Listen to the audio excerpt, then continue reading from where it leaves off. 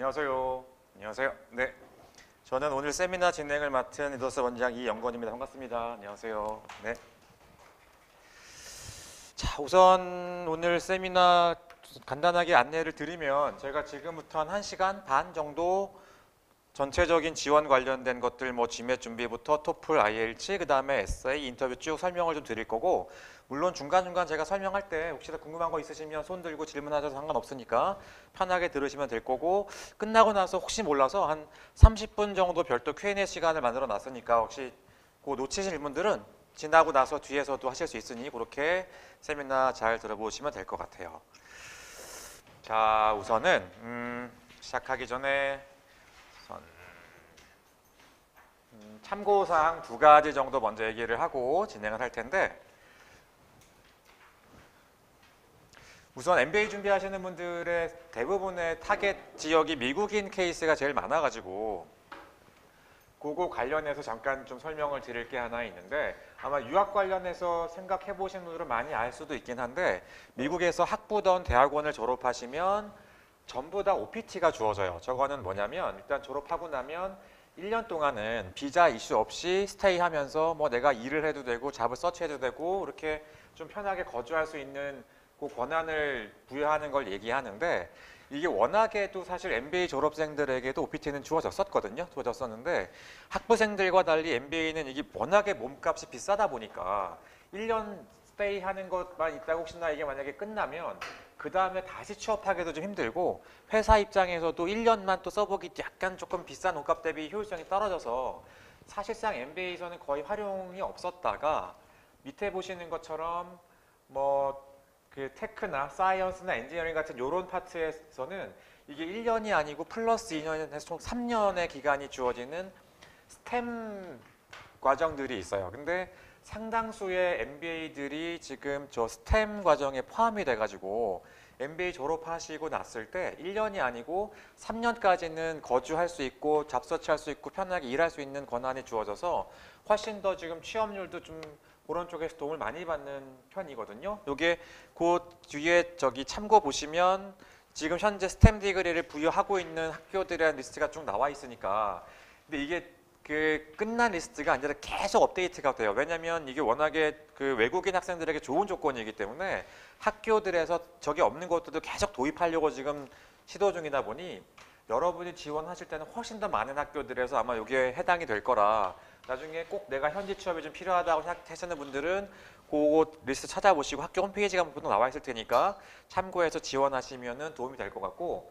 그리고 추가로 하나 얘기를 더 드리면, 이게 학교들이 그냥 나 할래요라고 손든다고 저기 부여되는 게 아니라 되게 많은 조건들이 필요해요. 뭐 안에 이제 관련 테크 관련된 어떤 그런 뭐 랩이라든지 뭐 교수진 여러 가지가 좀 필요하다 보니까 그런 쪽 측면에서 학교들이 되게 보완을 많이 하고 있고, 반대로 말하면 그런 백그라운드를 가진 지원자들에 대한 선호도가 높아지는 것도 좀 있어가지고 나중에 여러분들이 지원하실 때 뭐 저런 테크 베이스라든지 데이터 관련된 사항들을 조금 내 이력에서 어필할 게 있으시면 최대한 좀 그거 전면에 내세워서 어필해 보시는 게 내 매력도를 높이는 데도 분명히 도움이 될 것 같아가지고 이거 참고로 안내를 좀 드릴 거고, 자, 그 다음에 얘는 사실 지금 오신 분들은 거의 해당 사항은 없겠지만 혹시나 이제 뭐 주변에 궁금하신 분들이거나 혹은 조언해 주실 분들이 있으면 안내 드리라고 가져온 건데, Deferred MBA 프로그램이라고, 이게 뭐냐면 몇 년 전까지만 해도 이게 원래는 하버드랑 예일 두 군데만 하던 프로그램이에요. 이게 그 거의 모든 학교들은 일단 지원하실 때 미니멈 경력을 3년을 요구해요. 그 경력 기간의 계산은 지원일이 아니고 입학일 기준이에요. 입학일 기준으로 졸업 후에 내가 최소 3년 경력이 있는지를 요구하는데, 이 디폴트 프로그램은 재학생들이 지원하는 프로그램이에요. 그러니까 4학년 혹은 대학원 2학년 졸업 시즌에 미리 학교에 지원을 해서 어드미션을 받고 나서 회사에 취업해서 2년 혹은 3년 동안 일하다가 나 가고 싶어요 그러면 그래 들어와라, 이렇게 일단 입학은 저기 합격은 시켜놓고 입학을 디퍼해주는 프로그램이거든요. 진작에 알았으면 사실 제일 좋을 프로그램이에요. 이게 우리말로 굳이 하자면 약간 입도 선매처럼 돼가지고 더 경쟁력 있는 애들을 더 빨리 뽑아가겠다라고 막 지금 서로 뭐랄까 경쟁이 붙어서, 아까 얘기한 것처럼 하버드랑 예일 두 개만 하던 게 지금 훨씬 많은 학교들이 지금 이 프로그램을 도입해서 진행하는 중이고 이것도 제가 사실 여러분은 해당 사항이 없겠지만 그래도 가져온 이유는 이게 이미 서치해 보신 분들은 알 텐데 예전 같으면 MBA 제가 얘기했지만 미니멈 경력 3년이지만 평균 경력이 한 5점 몇 년에서 6년 정도가 평균 경력 기간이었는데 이 프로그램을 도입하다 보니까 여기 해당하는 애들은 붙고 나서 2년 혹은 3년만 일해서 학교를 갈 수 있단 말이에요.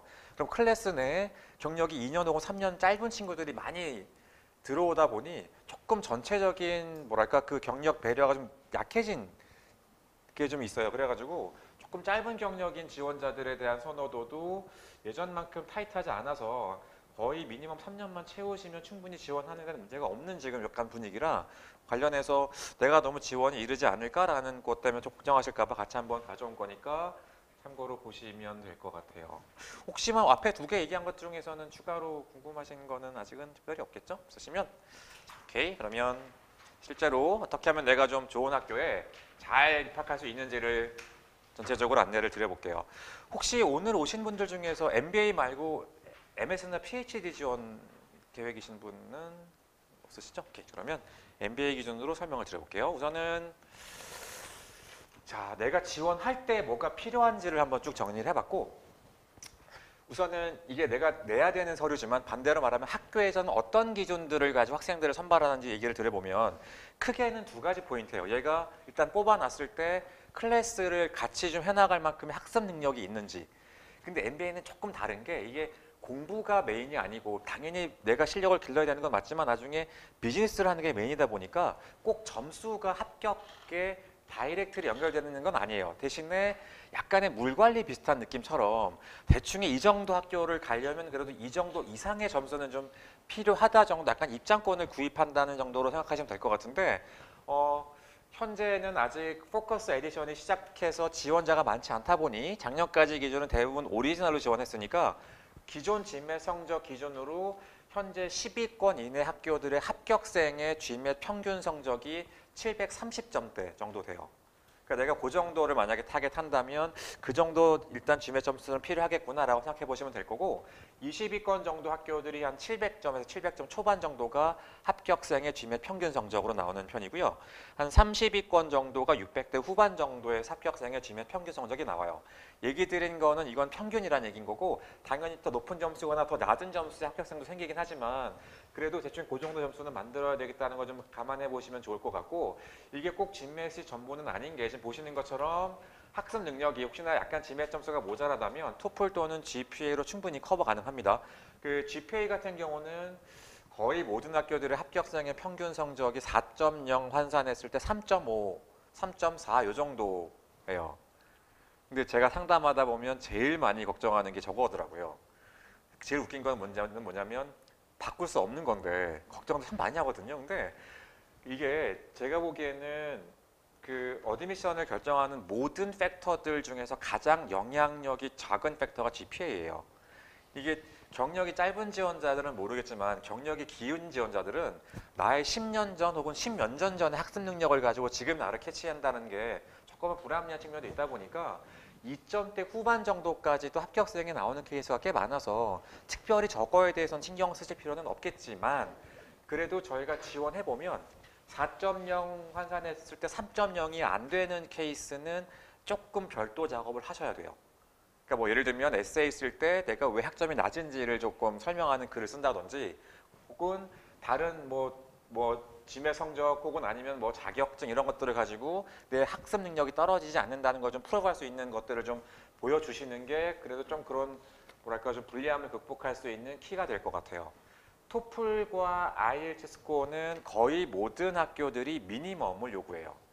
대부분이 토플 같은 경우는 100점이 미니멈이고요. IELTS 같은 경우는 7.0 정도가 미니멈인 거고 하버드는 홈페이지에 정확히 명시해놨어요. 토플 점수 less than 109는 내지 말라고 돼 있어요.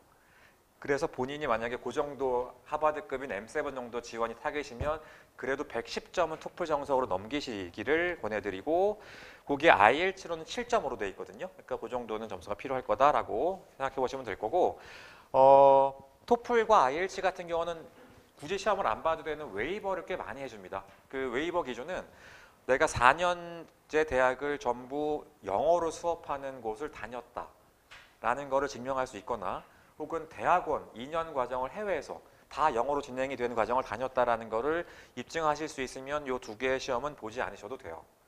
고 얘기 드렸듯이 GMAT 성적은 그 정도가 평균 점수고 이게 토플과 IELTS는 유효 기간이 2년이고요. GMAT 성적은 유효 기간이 5년이에요. 그래서 저희가 보통 가이드를 드리는 게 토플 또는 IELTS는 얘기 드린 것처럼 미니멈이다 보니까 아주 잘 보는 게 조금 그 미니멈을 넘기기만 하면 되는 거지 더 많이 넘겼니 적게 넘겼니를 가지고 크게 영향을 주는 테스트는 아니에요.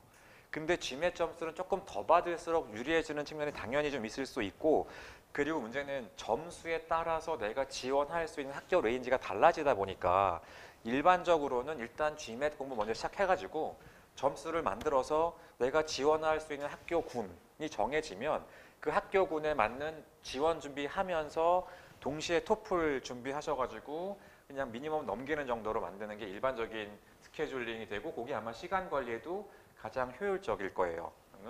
뭐 시험 준비 관련해서는 조금 이따가 더 자세하게 한번 설명을 드릴 거고 이렇게 해서 시험 스코어들이 준비가 되면 이제 밑에 사항들을 가지고 내가 나중에 매니저로서 얼마큼의 능력이 있는 건지를 조금 이제 프로브를 하셔야 될 거고 레주메라고 말하죠. 우리말로 이력서인데 거의 모든 학교들이 한 장짜리 이력서 요구하고 저희가 가이드 드릴 때 저게 제일 중요한 서류라고 얘기 드려요. 이게 나는 지원하는 거지만 어드미션 커미티 입장에서 보면 지원자들마다 패키지가 돼 있을 거예요. 그렇죠? 내가 내는 서류들을 싹 모아가지고 내 이름이 되어 있는 파일 같은 게 하나 이렇게 있을 거고 이런 지원자 처리 쭉 있으면 내 패키지의 거의 모든 학교들이 첫 페이지가 이력서일 때가 많아요. 왜냐면 그 한 장 안에 나의 히스토리 및 나의 학업 능력 및 여러 가지가 그 안에 다 포함되어 있기 때문에 에드컴 일단 빨리 전체 정보를 캐치하기가 제일 좋아서 그게 제일 첫 페이지에 올라와 있다 보니까 다시 말하면 그 한 페이지 안에 내 스토리를 최대한 좀 풍요롭게 담을 수 있도록 노력하셔야 돼요. 근데 이거 저희가 그 가이드 드릴 때 보면 좀 제일 이력서를 잘못 써오시는 분들이 이력서를 가장 많이 썼던 분들이 제일 실수를 많이 해요. 어떤 실수를 많이 하냐면 직장을 많이 옮겨 다니셨던 분들 그래서 이력서를 많이 써본 분들은 회사를 들어갈 때 쓰는 이력서를 써오세요. 이게 어떤 차이가 있냐면 내가 회사를 들어갈 때는 어떤 일을 할 수 있는지가 나는 되게 중요한 능력이에요. 근데 학교를 가서는 그 일을 할 게 아니란 말이에요. 그러면 학교에 지원하는 이력서는 무엇을 했는지가 중요한 게 아니고 왜 그렇게 했는지 어떻게 그렇게 했는지를 통해서 왓이 아니라 내가 어떤 어빌리티를 갖고 있는지를 보이셔야 돼요. 그러니까 뭐 얼마짜리 계약을 따냈다, 뭐 어떤 일을 성취시켰다가 아니라 내가 어떤 리더십이 있는지, 어떤 창의력이 있는지, 어떤 분석력이 있는지 그러니까 그런 어빌리티들이 녹아나도록 사실 이력서를 쓰셔야 나의 어떻게 보면 능력치를 극대화시킬 수 있는 건데 그 결론에 너무 포커스하는 글을 써오면 케이스는 알겠지만 이 지원자가 어떤 능력이 있는지 캐치가 안 되면 조금 매력도가 떨어지니까 그 부분 좀 조심해 주시면 좋을 것 같고 또 하나는 역시나 회사 이력을 많이 써보신 분들은 너무 업무에 포커스돼 있어요. 이게 우리는 물론 나중에는 일을 하는 거지만 학교를 가 있는 2년 동안은 클래스를 다니는 거란 말이에요. 그럼 에드컴에서 또 되게 중요하게 보는 거는 얘가 똑똑한 애냐도 있지만 애들하고 얼마나 참 재밌게 지낼 건지 얘가 클래스에 얼마나 다채로움을 가져올 건지 이것도 매우 중요한 포인트거든요. 그러다 보니 나의 취미생활 혹은 나의 어떤 그런 사회적 봉사활동 여러 가지 퍼스널한 스토리들도 좀 풍부하게 담으실 수 있어야 돼요. 그리고 그런 것도 정리하실 때 또 너무 재미없게 뭐 취미, 뭐 골프, 뭐 음악 이렇게 쓰지 말고 살짝 뭔가를 좀 넣어서 읽는 사람에게 재미를 느끼게 하는 것도 좋아요. 그러니까 뭐 예를 들면 뭐 마음은 싱글이지만 늘 90대인 골퍼라든지 그러니까 여행을 내가 얼마나 좋아하는지 같은 것들을 좀 담는다든지 그러니까 음식도 그냥 나는 음식 좋아해요가 아니라 어떤 음식을 왜 좋아하는지 같은 것들을 담아놓으면 이게 나중에 인터뷰할 때도 거의 모든 인터뷰가 그 이력서 한 장 들고 와서 한단 말이에요. 그러면 인터뷰어가 뭔가 나에게 물어볼 거리를 하나라도 더 만들 수 있는 계기도 되기 때문에 그런 것들 좀 생각해 보시면서 좀 내가 갖고 있는 여러 가지 측면들을 한 장 페이지에 담으실 수 있도록 고민을 많이 해보시면 좋을 거예요. 그리고 에세이는 학교들마다 질문들이 조금씩 다릅니다. 평균 한 3문제에서 4문제 정도 학교들마다 질문들이 있는 편이고 거의 공통으로 들어가는 에세이 질문은 저거예요. MBA 외우는 건데 YMBA. 뭐 학생들이 가장 준비가 안 돼 있는 질문도 그거예요. YMBA. 미치겠어요. 저희도 뭐냐면 다들 MBA 가겠다고 오시는데 점수 받고 나서 왜 가려고 물어보면 대부분 이유가 없어요. 그러니까 이게 모든 일의 시작은 사실은 내가 이게 하고 싶어야 되는데 대부분의 시작하시는 분들이 이게 좋아서가 아니고 이게 싫어서 가는 분들이 많거든요. 여기 못 다니겠어요. 일단 가고 싶어 때문에 시작해가지고 왜 가야 하는지를 설득을 못 시키는데 이게 여러분이 사실 어떻게 보면 진매 준비하시면서도 계속 고민하셔야 될 게 대부분이 제가 나중에 그 부분을 물어보면 내가 가야 하는 이유를 말하세요. 근데 이게 좋은 에세이는요. 내가 가야 하는 이유가 아니고 걔네가 나를 뽑아줘야 되는 이유를 써야 돼요. 그러니까 이게 어떤 차이가 있는 거냐면 예를 들면 나는 지금 뭐 금융기관에 있는데 컨설팅을 하고 싶어. 저는 컨설팅 하려고 갑니다. 그냥은 전환이 안 돼갖고 MBA 가야 되거든요. 이건 내가 가야 하는 이유지. 근데 그 학교에는 컨설팅 하고 싶어요 라고 온 애들이 정말 많을 거란 말이에요. 그럼 그 중에서 딴 애들이 아니고 왜 나를 뽑아야 되는지는 아무 얘기가 없다는 거지. 그러면 내가 만약에 그 얘기를 써야 되면 나는 컨설팅이 하고 싶어요가 아니라 나는 컨설팅을 정말 잘 알고 있는데 지금 하는 애들이 뭘 못하고 있고 난 거기서 뭘 바꿀 수 있고 내 비전을 충분히 설득시켜가지고 이걸 하고 싶어하는 모든 지원자들 중에서 야 얘를 뽑는 게 제일 재밌겠다. 제일 경쟁력이 있겠다라고 만들어줘야 내 에세이가 좀 빛을 발할 텐데 그러니까 너무 그냥 내가 하고 싶어서만 얘기하지 걔네한테 뽑아줘야 되는 이유가 그 뎁스가 없는 경우들이 많아가지고 근데 이게 좀 단기간에 사실 생기기가 쉽지 않다 보니 진매 준비하시면서 좀 계속 꾸준히 내가 정말 가서 어떤 일을 하면 좋을지 어떤 분야가 좀 나에게 더 어울릴 건지 같은 것들을 틈틈이 고민하시면 좋을 거고 그러다 보니 에세이를 커리어 체인지로 쓰기가 되게 어려워요. 그 말한 대로 내가 현재 뱅킹인데 컨설팅 하고 싶어. 근데 얘기 드린 것처럼 이 현재 하는 애들 이상으로 내가 그 업계를 잘 알거나 거기 뭔가 비전을 설명하기가 쉽지 않다는 거예요. 그러다 보니 어쩔 수 없이 현업이 너무 싫어서 가지만 현업을 내가 더 잘하려고 MBA를 갑니다라고 쓰는 케이스가 제일 많긴 해요. 그리고 그렇게 해서 들어가고 나서 여러분이 딴 거 한다고 말할 사람 아무도 없으니까 그렇게 신경 쓸 필요 없이 조금은 좀 현실적으로 일단 입학 확률을 높이려면 현재 내 커리어 내에서 뭔가 좀 비저너리한 것들을 찾아보시는 게 가장 좋을 거고 그리고 그게 여러분이 좀 뭐랄까 그런 업계에 있는 사람들과 제일 가까이 있다 보니 좀 비전을 그리기도 좀 가장 쉬울 거예요.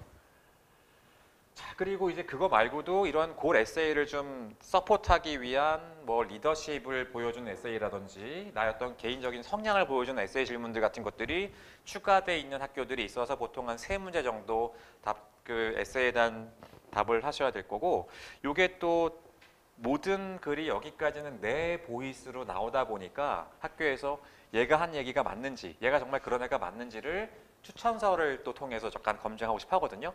대부분의 학교들이 2사람의 추천인을 요구하고요. 일부 학교들이 1명을 받는 경우들이 좀 가끔 있고요.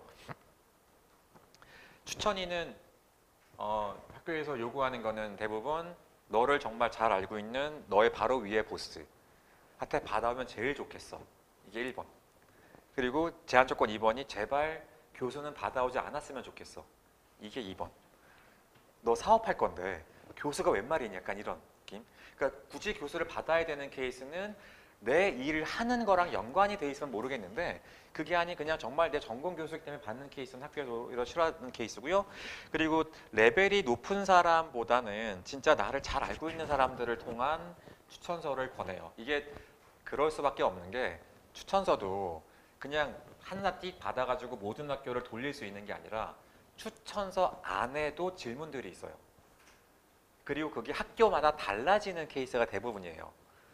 그래갖고 한 학교당 보통 적으면 3질문, 많으면 한 6, 7질문에 대한 답을 다 써야 되다 보니까 실제로 일을 같이 하지 않으면 조금 쓰기가 어려워서 같이 일해 보시는 분들에게 받기를 권하고, 요새 약간 조금 이상한 트렌드가 생긴 거는, 이게 기존까지는 없었었는데 최근에 학교에서 너 추천인 누구 할 거야? 라는 거에 이 사람이 우리 학교 과정을 나왔니? 를 묻는 학교들이 조금씩 늘어나고 있는 추세예요. 근데 이게 얼마큼의 영향력이 있을지는 모르겠지만 이걸 물어본다라는 거는 그래도 요만큼은 조금 고려사항이 되지 않을까 싶은 포인트는 있어서, 무리해서 뭔가 찾을 필요까지는 없겠지만 내가 받을 수 있는 내 풀 안에 내가 가고 싶은 학교를 졸업하신 분들이 있으면 그런 분들께 받는 게 그래도 조금은 더 메리트가 있지 않을까 싶긴 한데, 아마 많이 큰 차이가 사실 없을 거긴 하긴 할 것 같아요. 아직까지는. 이게 아무래도 그 추천서가 어떻게 진행이 되냐면, 내 어플리케이션 쓰면 첫 번째 페이지가 추천인 입력 정보하는 거예요. 그래서 뭐 추천인 직급, 뭐 주소, 이메일을 쓰면 학교에서 추천인에게 이메일이 날아가요. 그래서 추천인이 그 이메일을 열면 거기 링크가 클릭하게 돼 있고, 링크를 클릭하고 들어가서 질문들 밑에 쭉 이제 추천서를 넣고 서브밋하면 되거든요. 근데 얘기 드린 대로 한 학교당 한 3개나 4개 정도 질문이 있는데 내가 학교를 하나만 낼 것도 아니고 4개, 5개씩 뭐 그 이상을 지원하게 되면 추천인이 막 거의 영문으로 20문제 이상에 대한 장문의 글을 써줘야 되는 상황이 발생을 하다 보니, 보통은 추천인이 이메일을 받아서 그거를 나에게 그대로 포워드 해주고 내가 열고 들어가서 내가 다 기입해서 내가 샌드까지 하는 분들도 있고, 아니면 기입만 해놓고 저장시켜 놓으면 추천인이 한번 읽어보고 잘 썼구나, 내가 여기만 고쳐서 낼게라고 이제 그렇게 해서 그분이 샌드 해주는 경우도 있고, 이렇게 진행이 되는 케이스가 가장 좀 흔한데, 제일 조심할 거는 본인이 보내줘도 관계는 없는데 IP는 구분하셔야 돼요. 내 패키지를 지원하는 PC IP와 그 다음에 추천서를 제출했던 PC IP가 동일해가지고 나중에 학교에서 연락 오는 케이스가 가끔 있어요. 어떻게 된 건 이거 물어보는 경우가 가끔 있어가지고, 혹시나 그렇게 작업하실 분들은 그거는 조금 조심하시는 게 좋을 것 같아요. 혹시 뭐 여기까지 지금 진행한 것 중에서 질문이나 궁금하신 사항? 네. 디퍼드 MB 같은 경우는 당연히 추천서는 교사 받으셔도 돼요. 그건 상관없어요. 상관없어요. 그리고 보통 그때는 저희가 제일 많이 권하는 거는 교수님 하나랑 그 다음에 인터넷 변호사 하나, 이렇게 2개 정도 4개를 보통 추천드려요.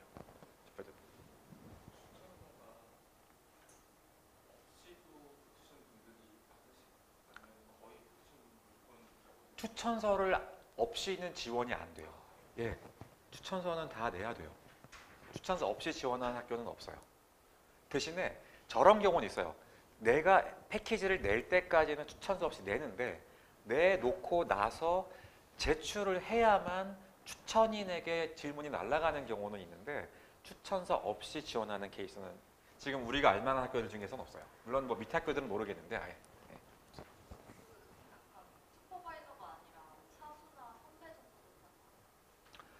슈퍼바이저가 아니고 사수나 선배 정도도 가능하죠. 그래서 예를 들면 내가 뭐 회사 스폰서면 모르겠는데 그냥 개인 지원자인데 나 MBA 지원한다고 회사에 까가지고 상사가 알았는데 그나마 내가 붙으면 다행인데 떨어지고 이러면 난감해지는 상황이 발생을 하는 경우들이 있어가지고 밝히기가 애매한 경우가 생길 때가 있잖아요. 이제 그러면 그랬을 때 저 에세이 질문 중에 모든 학교들의 제일 마지막 질문이 옵셔널 퀘션이에요. 여기에 네가 뭐든 좀 변명할 거 있으면 쓰라는 질문이 꼭 있거든요. 거기에 야, 나는 회사에 밝히기가 되게 난감해. 그래서 우리 상사한테 못 받고 선배한테 받았어. 혹은 우리 팀에서 못 받고 이전 회사에서 받았어. 이렇게 기입하셔도 돼요. 그리고 이것도 살짝은 뭐 편법일 수 있긴 한데, 걔네가 이 사람이 우리 회사에서 정말 어떤 직급인지를 사실 확인하기는 쉽지 않다 보니까, 그리고 요새는 직급 체계 자체도 애매한 경우들이 많다 보니까 뭐 내 동료를 약간 내 선배인 거나 내 상사인 것처럼 해서 지원해서 추천서를 받으시는 경우도 있기는 해요. 오늘 촬영 중인데 나쁜 걸 많이 알려드려서 죄송한데 아무튼 이거 얘기되나 모르겠는데 네, 그런 게 가능합니다. 내용은.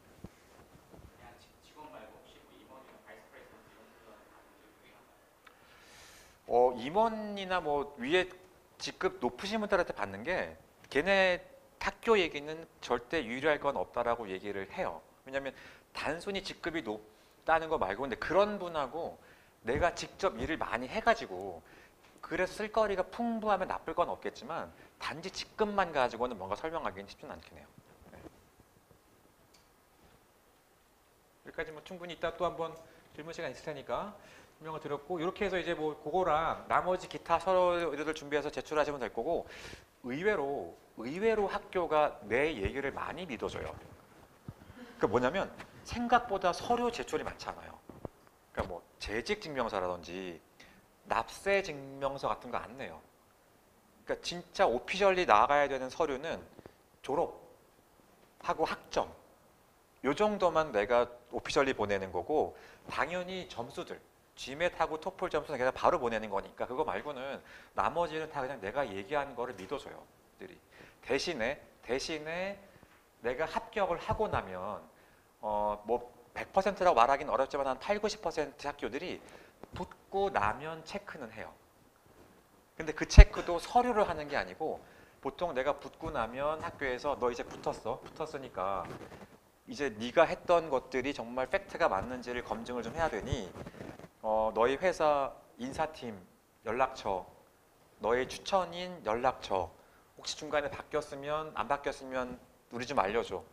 그럼 걔네가 이제 뭐 이메일을 보내거나 전화를 걸어서 이 직원이 있는 게 맞는지 얘가 연봉 이렇게 받은 게 맞는지 요 업무한 게 맞는지 정도는 체크를 해요.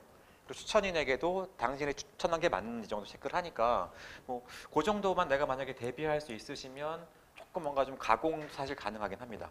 보다는 그래서 어떤 케이스가 또 많냐면 자꾸 내가 선 넘는 걸 넘어가는 중인데 그 학교에 6개월 이상의 갭이 있으면 꼭 설명을 하라 라고 보통 돼 있어요. 근데 이제 6개월 이상 갭이 있는 케이스가 잘 없겠지만 이런 경우들 뭐 내가 GMAT 준비가 너무 힘들어. 그래서 회사를 그만두고 만약에 준비했어. 혹은 회사를 그냥 그만둔 김에 유학 갈까 싶어가지고 유학 준비하다 보니 하다 보니까 시간이 좀 오래됐어. 그래가지고 공백 기간 6개월이 넘었어. 그러면 무조건 설명을 해야 되는데 딱히 설명할 거리가 많지 않거든요. 시험 준비 때문에 쉬었어는 말이 안 되는 얘기인 거니까. 근데 이제 그랬을 때 그거를 굳이 뭔가 구차하게 설명하기가 싫으신 경우들에 뭐 우리 아버지 회사를 다닌 것처럼 한다든지 혹은 내가 아는 지인 회사를 다닌 것처럼 한다든지 혹은 내가 회사를 만든 것처럼 사실 해도 체크하기는 어려워요. 아까 얘기한 대로 그런 것만 좀 대비가 돼 있으면 좋긴 해요. 자 이렇게 해서 싹 지원을 끝내시면 이제 거기서 끝나는 게 아니고 거의 MBA는 모든 학교들에서 인터뷰 과정이 있습니다. 지원하고 나면 얘네가 서류 체크해서 누구 인터뷰를 줄지 결정해야 되니까 보통 그 서류 체크하는 기간이 한 달 정도 짧은 거는 절 짧게 나올 때도 있긴 한데 한 달에서 한 달 반 정도 텀을 주고 인터뷰가 나갈 거고 인터뷰도 너 대상자가 됐으니까 내일 하자가 아니라 노티스를 주면서 최소한 한 2주 이상은 준비할 수 있는 시간을 주니까 인터뷰 같은 경우도 뭐 미리부터 준비한다기보다는 일단 노티스 받고 나서 준비하셔도 늦지 않고요. 그리고 보통 그 인터뷰 준비가 사실 인터뷰 때 되는 게 아니고 에세이를 쓰다 보면 인터뷰에서 대답할 많은 사항들에 대해서 자연스럽게 준비를 하게 돼요. 저 인터뷰 같은 케이스도 학교들마다 조금 차이점이 있긴 한데 블라인드된 곳이 일단 제일 많아요. 뭔 얘기냐면 에세이를 보는 사람과 인터뷰를 보는 사람이 아예 정보 교류가 안 돼 있는 케이스. 그러니까 인터뷰를 들어올 때 지원자 정보를 모르고 들어오는. 그러면 이런 인터뷰가 제일 많고 그런 경우들은 정말 좀 뻔한 질문 드릴 때가 많겠죠. 또 너 왜 오는 거니? 뭐 너 어떤 게 있니? 리더십 혹은 뭐 성취 이런 케이스 묻는 에세이 썼던 얘기들을 좀 반복하게 되는 경우들이 좀 많고 또 뭐 하버드나 일부 학교들은 전부 다 보고 들어와요. 싹 보고 들어오면 훨씬 인터뷰가 좀 뎁스 있어져요. 그러니까 뭘 했니가 아니고 왜 이렇게 했니? 그때 왜 저렇게 안 했니? 같은 그 레주메 안에 있는 한 줄 한 줄에 대해서 그 안에 미닝을 묻는 케이스가 좀 많을 때가 있어가지고 그런 학교들에 맞춰서 좀 준비를 하셔야 될 거고 현재 전체 인터뷰를 다 하는 학교는 켈로그가 거의 유일하고요.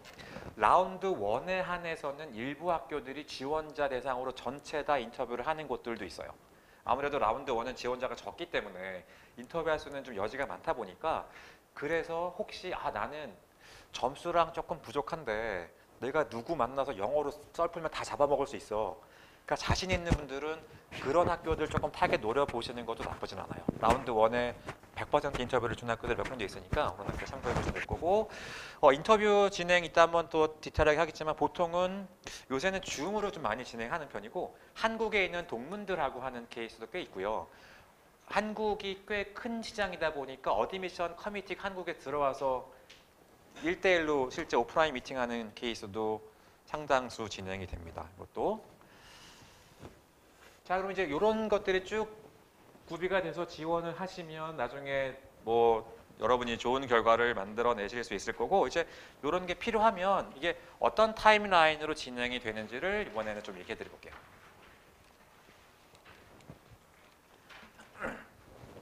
우선 그 밑에 줄 보시면 MBA 기준으로 일단 9월 학기에 시작하는 과정 기준입니다. 기준으로 거의 모든 학교들이 3번 혹은 4번에 나눠서 선발을 하게 돼요. 그리고 라운드 1이 보통 9월 또는 10월 달에 데드라인이 있고요.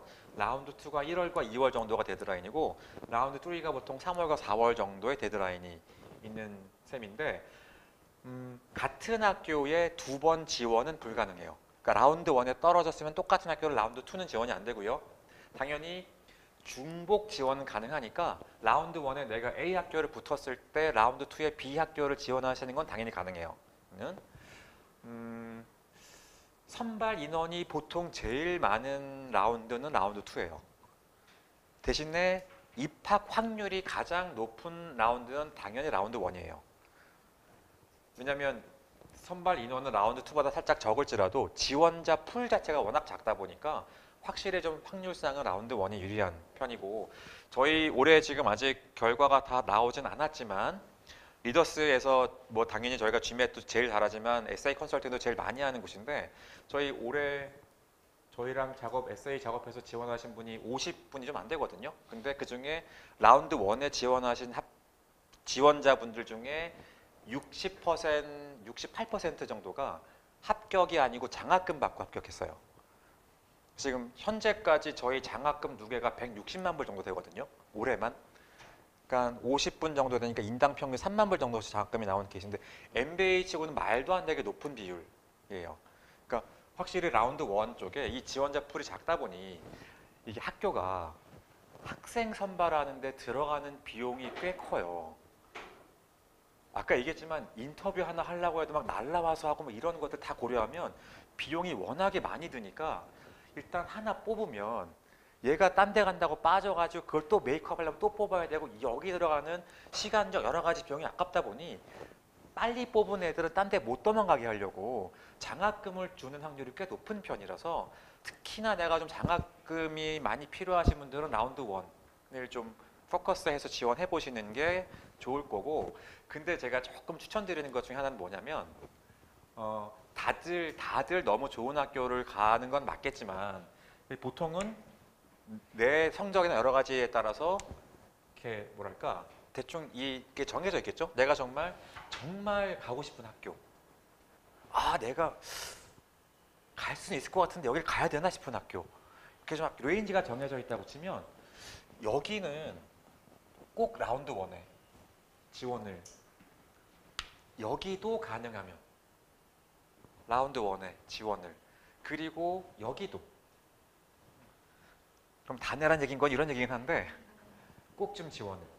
그러니까 이유가 있어요. 얘기 드린 것처럼 얘는 일단 확률이 높은 라운드이기도 하고 저렇게 돼야 내가 에세이가 좀 잘 써져요. 가고 싶은 학교가 있어야. 그리고 얘는 그 지원도 지원인데 물론 이제 저희 같은 전문가 도움을 받아서 에세이를 쓰시겠지만 그래도 내 얘기를 처음으로 뭔가 글을 써가지고 학교에 제출하게 되면 내가 아무리 잘 썼다고 해도 나중에 한 달 혹은 한 달 반이 지나서 보면 뭔가 허점이 좀 보여요. 그리고 또 하나는 내 스토리를 내가 써서 내면 이게 진짜 얘가 이걸 재밌어 하는지 혹은 나는 별 재미없는 거라고 썼는데 의외로 얘들 빵 터지는, 그걸 언제 경험할 수 있냐면 인터뷰를 해보면 와, 얘가 내 얘기 중에 이걸 정말 재밌어 하는구나 같은 걸 느끼면 그런 사항들을 그 다음 지원할 때 녹여낼 수 있거든요. 그러니 조금 내가 글이 부족해도 인터뷰를 받을 확률이 높은 학교는 나중에 붙고 안 가도 되니까 꼭 좀 패키지에 넣어보시기를 권해드리고, 그리고 이 학교는 너무 당연한 얘기인 게 만약에 이게 어드미션이 나면 그 다음 라운드에 학교를 지원하실 때 이 밑에 학교들은 사실 아예 내가 볼 필요가 없게 되니까 조금 그런 장점이 생겨가지고, 그래서 보통 저희 권해드리는 게 라운드 1에서 한 3개나 4개 정도 시간 여유가 있을 때, 그리고 나머지 또 라운드 2에서 한 2-3개 정도 추가 정도 지원하는 게, 그래서 평균적으로 한 7개나 8개 정도 지원하시는 분들이 제일 많아요. 학교 지원 개수로는.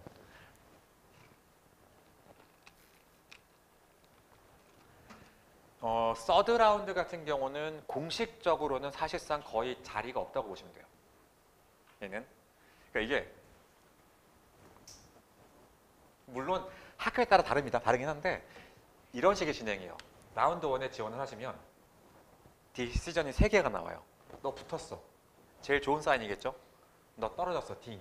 가장 나쁜 사인일 거고요. 근데 제일 힘든 사인이 하나 있어요. 너 좀 기다려봐. 웨이팅. 여기 웨이리스트에 올라가면 얘네들은 2라운드 지원자랑 같이 비교해요. 그럼 또 여기서 너 붙었어. 너 떨어졌어. 너 또 기다려봐. 이렇게 되면 또 다시 얘는 3라운드 지원자랑 또 비교를 하게 되는데, 아까 얘기했듯이 우리가 MBA는 중복 합격이 가능하다 보니까 한 사람이 한 서너 개씩 학교를 이제 붙게 되면 그런 학교들 중에 하나를 고르고 나머지를 버릴 거 아니에요. 근데 보통 요 서드 라운드의 역할이 그렇게 해서 빈자리가 생기는 걸 좀 메이크업하는 정도의 역할이 되거든요. 그러다 보니 확실히 위의 학교들은 좀 무빙이 적어서 그렇게 좀 빠져나가는 인원수가 적다 보니까 좀 슬롯이 없는 편이고, 의외로 랭킹이 한 30위권이나 40위권 정도 학교들은 의외로 찬스가 생기기도 해요. 왜냐면 이 기회가 없거든 아예. 근데 얘는 정원은 채워야 되니까 어떻게 보면 1라운드 때는 아예 쳐다보지도 않았던 애들도 이때 꼭 뽑아야 되기 때문에 저희가 해보면 그렇게 좀 변수가 생기는 경우도 있긴 한데 조금 위의 학교들에서 쉽지 않은 케이스인 거다라는 거 예를 좀 드릴 거고, 이게 아까 얘기한 대로 한 7개나 8개 정도 지원이 되려면 타임라인이 솔직히는 GMAT 성적이 라운드 1 기준으로는 6월까지는 나와야 돼요 사실. 이게 지금 저희는 어쩔 수 없이 하긴 했는데 얘기 드렸죠. 한 학교 지원하려면 에세이가 한 3문제, 4문제. 근데 추천서도 보통 내가 써야 된다고. 그럼 추천서 2사람 또 하나당 에세이 추천서 안에도 질문이 한 3개나 4개. 그러니까 한 학교를 지원하려면 내가 써야 되는 글이 질문만 한 10개 정도 돼요. 근데 그거 2개나 3개 정도를 만약에 지원한다고 치면 물리적으로 하루에 글 하나씩 써도 1달 반 정도 걸려요 사실. 근데 아이디어 짜야지 막 여러 가지 고민하다 보면 에세이를 써야 될 때 들어가는 시간이 한 2달, 2달 반 정도는 좀 그래도 투입이 돼야 한 서너 개 정도는 지원이 가능할 거다 보니 9월 달에 지원을 하려면 그래도 한 7, 8 혹은 6월 중순 정도부터는 좀 에세이가 시작이 돼야 좀 여유롭게 지원이 가능하거든요. 그러려면 이제 그 전에 이제 시험이 끝나 있어야 될 거고, 이게 조금 기간이 7월 혹은 8월로 미뤄지면 좀 타이트하게 라운드 1이 준비가 되거나 아니면 아예 그냥 조금 더 여유 있게 준비해서 라운드 2를 노리시는 게 방법일 거고, 그래서 제가 또 거꾸로 얘기를 드리면 한 이게 6월 정도부터 시작해도 충분하기 때문에 5월까지는 만약에 내가 여유가 있으면 최대한 나머지 사항들, 스코어들 특히 높일 수 있을 만큼 높여놓는 게 조금 괜찮을 것 같아요. 이게 저희가 올해 장학금을 엄청나게 많이 받았다고 얘기를 드렸잖아요. 이게 학교들은 다 얘기하거든요. 야, 점수는 팩터들 중에 하나야 그냥. 점수가 좀 낮아도 나머지로 커버돼요. 되는 건 맞는데, 근데 장학금 나온 거 보면 확실히 점수가 높은 친구들이 장학금 확률이 훨씬 높아요. 그건 부정 못하는 또 팩트긴 하니까, 그래서 내가 좀 점수를 높일 수 있는 게 있으면, 아까 얘기했지만 토플은 굳이 많은 고득점 필요 없어요. 그냥 미니멈이기 때문에 넘기시면 끝나겠지만 GMAT 점수 같은 경우는 조금 달라지는 포인트가 생기니까 그런 건 또 체크해보면 좋을 거고 매 시즌마다 그 입학 요강 자체가 보통 5월 말 또는 6월 초 정도에 나와요. 그러니까 뭐 올해 1라운드 데드라인이 언젠지, 올해 에세이 질문들은 어떤 것들인지 이런 것들이 그때 좀 나오니까 저희가 나오면 나오는 대로 계속 홈페이지 업데이트해서 올려드리니까 뭐 직접 찾아보셔도 되고 리더스 홈페이지 와서 보시면 그런 것들을 안내 받으실 수 있을 거예요. 혹시 뭐 일정 관련해서도 추가로 네.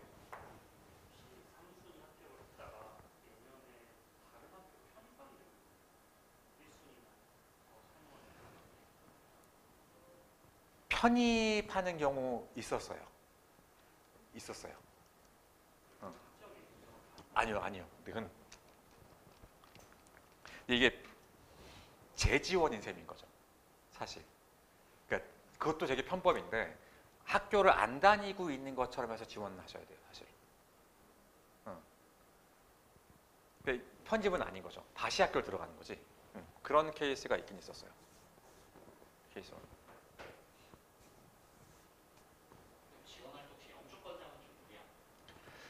영주권자가 유리하다 불리하다 말하기 되게 어려워요. 이거는. 그리고 걔네 기준도 되게 모호해요, 사실은. 그러니까 뭐 표로 나오긴 하는데 이게 도메스틱이나 인터내셔널 구분하는 거 있어서 누가 봐도 뭐 그냥 그 찡의 문제가 아니고 얘가 자랐거나 커리어 쌓아온 곳이 만약에 외국이면 약간 그렇게 보는 경우도 좀 있고요. 케이스가 좀 다른 게 좀 있더라고요.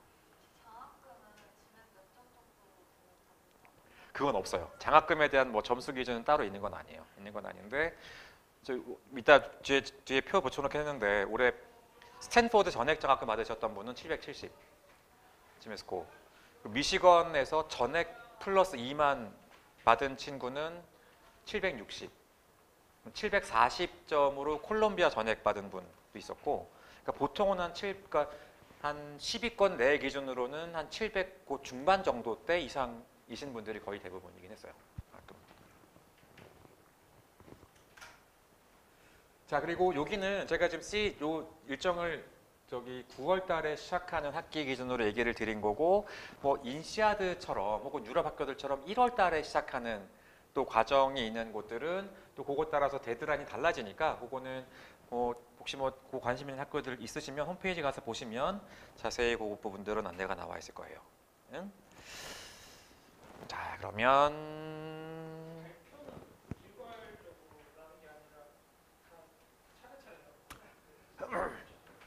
발표는 학교마다 달라요.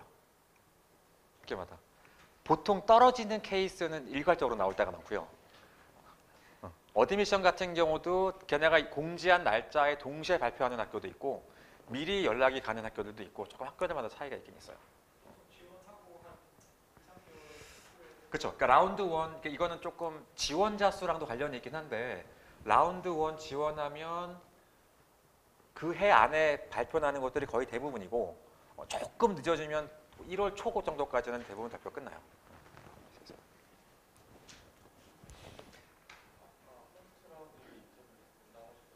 그러니까 퍼스트 라운드에 지원자 전원을 인터뷰하는 학교들이 몇 군데가 있다고. 네, 뭐 턱이나 이런 몇 군데 학교들은 라운드 1에 한해서만 전체 지원자는 다 인터뷰하는 곳들이 좀 있고, 켈로그는 라운드 2까지도 지원자 전체 인터뷰하는 곳들이고, 나머지 대부분의 학교들은 걔네가 셀렉해서 인바이트 베이스로 인터뷰를 보통 진행해요. 그렇죠. 그것도 지원자 수 따라 다른데 보통 한 달에서 한 달 반 정도 지원하고 나서 빨리 올 때는 뭐 일주일 내에 오는 경우도 있어요. 아주 빨리 올 때는.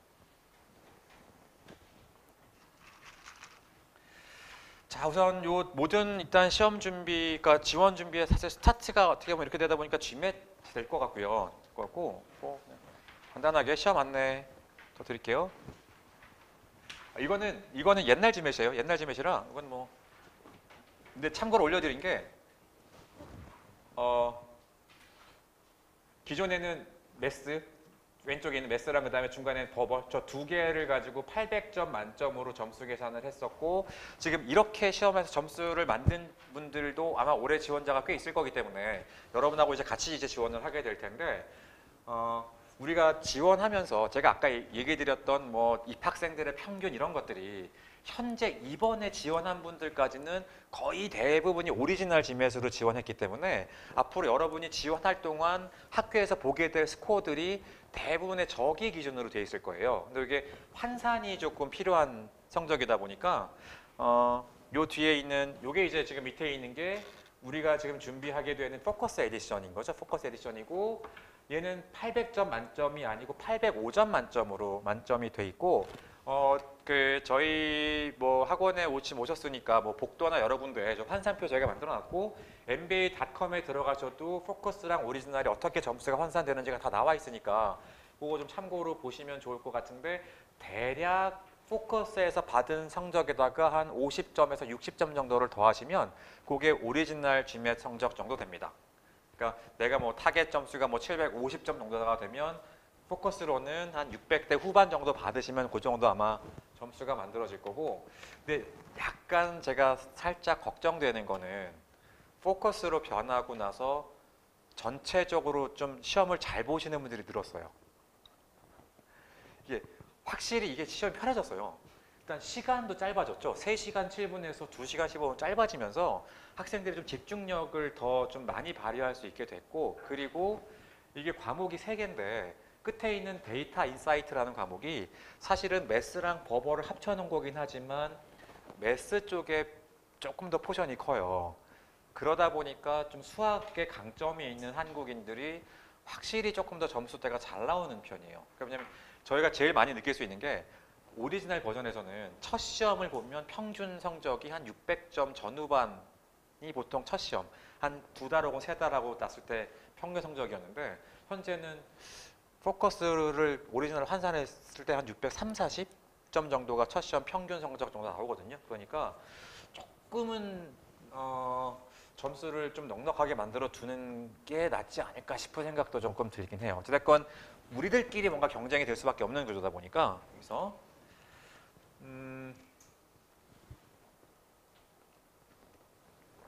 그리고 제가 이것 뭐 강의할 때도 얘기 드리긴 했는데 확실히 만점에 대한 메리트가 커요. 이게 기존의 시험에서는 문제들마다 더미 문제가 존재했어요. 더미 문제라고 카운팅이 안 되는 거야. 맨 처음 문제를 개발하면 이게 몇 점짜리 문제인지를 심사위원들이 정하는 게 아니고 그냥 문제만 개발한 다음에 학생들 시험 볼 때 섞어내가지고 애들의 정답률에 따라서 표를 이제 매기는 그걸 처음 만들어서 딱 들어가 있는 걸 더미라고 얘기하거든요. 그 출제위원들하고 제가 얘기해 봤을 때 보통 한 10% 정도 더미가 있어라고 얘기한 거 보니까 매스 기준으로 한 2~3문제 정도가 더미였어요. 그러다 보니 기존 버전에서는 내가 운이 좋으면 한 2~3개 정도를 틀려도 만점이 나오는 케이스가 있었는데 이게 포커스로 변하면서 더미가 싹 다 빠졌어요. 그러니까 얘네가 그동안 꽤 오랜 동안 운영하면서 이제 우리가 노하우 생겨가지고 굳이 새로 만들어도 테스트 안 해봐도 대충 알 수 있어 점수를. 이렇게 해서 바로 꼬리표가 붙어서 나오다 보니까 더미가 빠지면서 한 문제만 틀려도 만점이 안 나와요. 그러다 보니 반대로 이게 만점과 하나와 틀렸을 때 워낙에 만점자가 좀 적어지면서 이 점수 갭이 되게 커요. 그래서 왜 내가 한번 얘기한 적 있잖아. 나 이거 모의고사 봤더니 매스 다 맞고 등수예요. DI 다 맞고 버벌 풀다가 힘들어가지고 대충 뭐 A씨발 막 써가지고 끝내놓으니까 이게 30% 나오더라고요. 등수예요. 등수 점수 아니고. 그랬더니 이게 총점으로 715 나오거든요. 715면 오리지널 환산으로 770점 정도 돼요. 60에서 70 정도가. 그러니까 이 만점을 2개 받은 거에 대한 메리트가 확실하게 좀 존재를 하는 느낌이라 공부를 조금 타이트하게 그리고 이런 약간 괴랄스러운 성적이 나오다 보니 지금 학교들에서 약간 저런 게 보이긴 해요. 섹션들마다 미니멈 대충 이 정도는 맞아와야 좋겠다 같은 것들을 인시아드가 일단 걸었어요. 한 60에서 70% 정도로 좀 제한을 걸긴 했는데 어찌됐건 총점 자체를 높이는 데는 만점이 좀 효과적이긴 확실히 효과적이니까 그게 좀 가능할 수 있는 과목에서는 대충 나 잘 보니까 나쁘지 않아가 아니라 끝까지 더해서 한두 개 더 맞출 수 있도록 좀 확실히 만들어 두시는 게 점수 획득에 유리할 거라고 보여요. 뭐 시험은 1년에 5회 보실 수 있고요. 1년에 5회라는 거는 내가 첫 시험 본 날짜부터 12개월 동안 5회예요. 그리고 평생에는 8번 시험 보실 수 있고요. 그래서 보통은 한 3번에서 4번 정도 시험 보시는 분들이 제일 많아요. 그러다 보니 이게 GMAT 공부 기간이 일반적으로는 직장인 분들이 확실히 공부 시간 확보하기가 좀 어려워서 평균적으로 한 5개월, 6개월 정도 시간 걸리는 게 좀 일반적인 기간이니까 처음 시작하시는 분들은 그 정도 좀 타임라인 잡아놓고 시작하시면 좋을 것 같아요. 관련해서 추가로 더 질문 여기.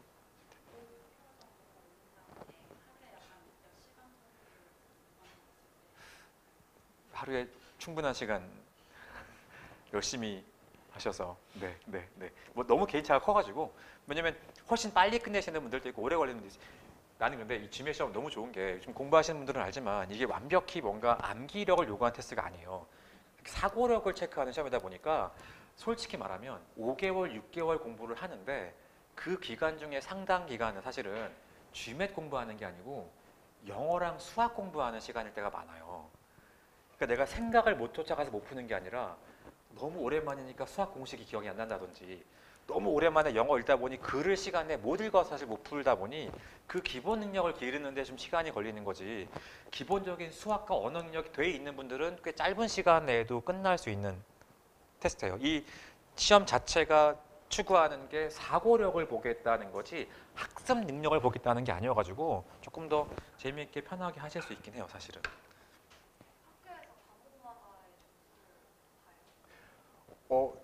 지금 이제 포커스로 변해가지고 아직 모르겠는데 인시아드가 처음으로 걸었어요. 꼭은 아닌데 그래도 과목마다 요 정도 점수 이상을 받아왔으면 좋겠어 라고 홈페이지에 걸어놨어요.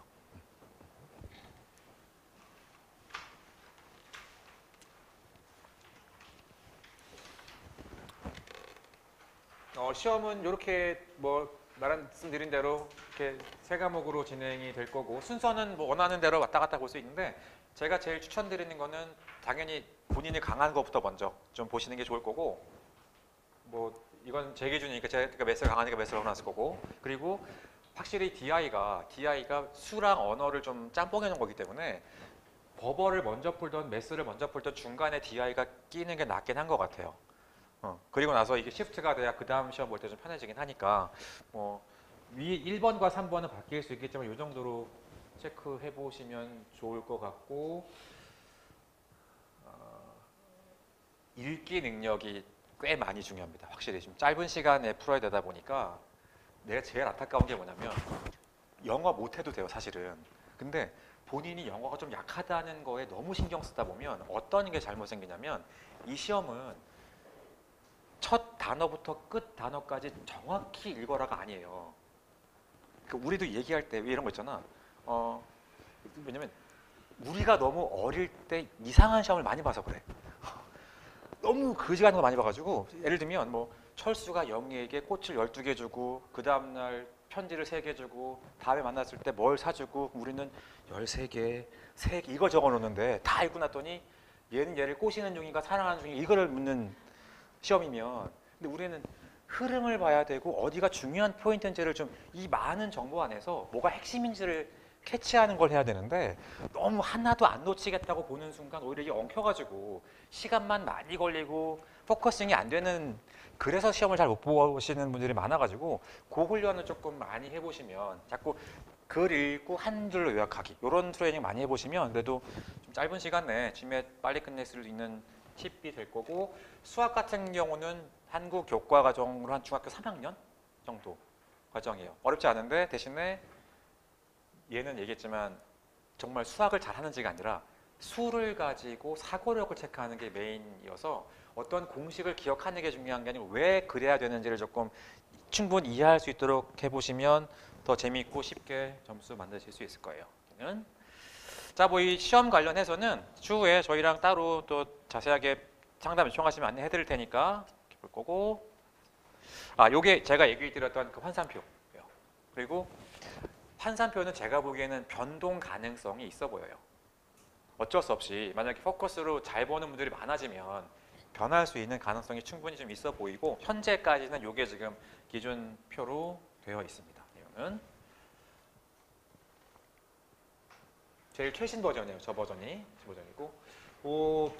지금 아마 처음 이미 공부하신 분들은 관계없는데 처음 시작하시는 분들은 저희가 GMAT부터 준비하는 게 제일 효율적이라고 설명을 드리고 그 과정을 짜놓은 게 저희 수업이 우선은 이론반, 그러니까 GMAT을 보기 위한 각 과목들의 기본 정리하는 과정이 직장인 분들 같은 경우에는 한 달에 과목 다 소화하기가 힘들어서 2달에 나눠서 좀 수업을 듣도록 가이드를 드리고 풀타임으로 뭐 휴직하시거나 준비하시는 분들은 한 달에 준비 가능하니까 한 달에 좀 끝낼 수 있도록 가이드를 드리는 중이고 그 이론반 과정이 끝나고 나면 이제 실전 연습하는 클래스는 그래도 공부에 좀 뭐랄까 좀 습관이 배기면 한 달에 전체를 다 할 수도 있거든요. 그래서 보통 3개월 차 끝났을 때 첫 시험.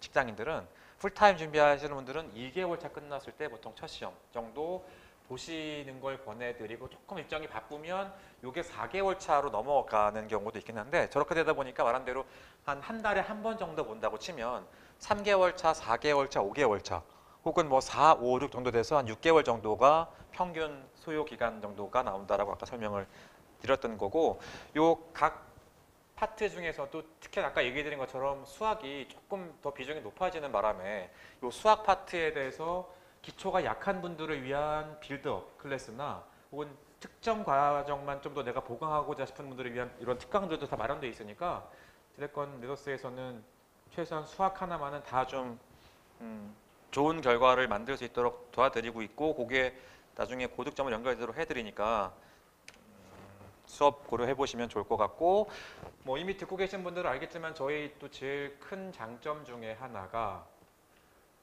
수업 한번 등록하시면 이거를 오프라인 와서 들으셔도 되고 그 동일한 수업을 온라인으로 들어도 돼요.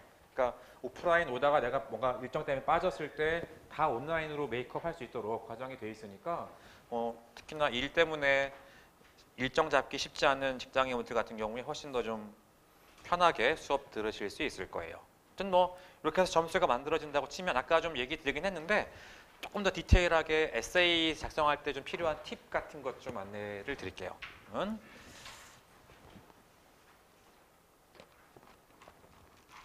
자 일단은 학교 선정이 제일 좀 중요한 포인트 중에 하나인데 물론 대부분이 오시면 저는 M7 이렇게 얘기 많이 하거든요. 근데 웃긴 게 20년 전부터 M7이에요. 근데 사실 말이 안 되는 얘기인 게 산업의 트렌드가 변해요. 그럼 그런 산업의 트렌드 변화에 따라서 학교들도 랭킹이 변해야 되는데 M7 계속 주장하는 것 사람들은 거의 우리밖에 없어요. 제가 보기에는 그 안에서도 많은 변화가 있는데 그냥 너무 우리 딱 틀만 정해놓고 그 얘기만 하고 있는데 사실 저 같은 경우에는 보내는 것도 보내는 거지만 졸업하고 나서 제가 지금 강의한 지가 20년 넘었기 때문에 10년, 20년 동안 현직에서 일하고 있는 친구들도 아직 만나거든요. 지금까지 뭔가 잘 풀리는 친구들 중에서는 M7보다 아닌 학생들이 훨씬 많아요, 사실. 그러니까 이게 학교를 들어가는 게 끝이 아니고 그 이후에도 계속 뭔가 내가 디벨롭을 하고 싶고 그런 게 노력을 하실 수 있으려면 좀 나한테 더 맞는 학교를 가는 게 좋을 것 같고 이게 사실 저걸 찾긴 되게 어려운데요. 보통 저희가 가이드를 드리는 거는 아까 얘기했죠. 내가 나중에 정말 뭘 하고 싶은지가 좀 뚜렷하시면 학교들마다 졸업생들의 취업 현황들이 되게 잘 나와 있어요. 어떤 곳들은 회사까지 디테일하게 언급되어 있는 곳도 꽤 많아요. 그러면 내가 원하는 필드나 내가 원하는 회사에 좀 취업을 많이 시키는 학교들 찾아보시고 그게 조금 너무 어렵다 싶으시면 지역으로 고르시는 것도 나쁘진 않아요. 그러니까 그런 산업들이 발달되어 있는 근처의 학교들. 왜냐하면 이게 학교를 들어가고 나서부터 이제 취업하는 그 과정에 진짜 많은 일이 벌어지거든요. 이게 그나마 MBA는 들어갈 때 인터뷰 한 번 하지만 나중에 MBA를 끝나고 회사를 들어가시면 몸값이 요새 보통 첫 해 평균 연봉이 20만 불이 넘어요, MBA들.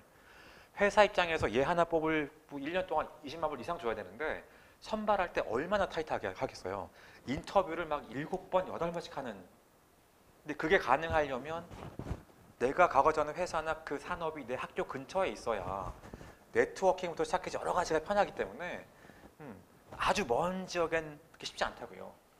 그런 측면에서 최근에 좀 많이 뜨는 학교들이 텍사스, 그 다음에 저쪽 조지아, 애틀란타 이런 그러니까 서부 쪽의 테크 기업들이 거기 뭐 치안 문제 및 막 물가 문제 및 여러 가지 때문에 그쪽으로 되게 많이 이동하면서 의외로 올해 지원자 거의 제일 많은 학교 중에 하나가 텍사스 오스틴. 콧대가 이만큼 올라가가지고 지금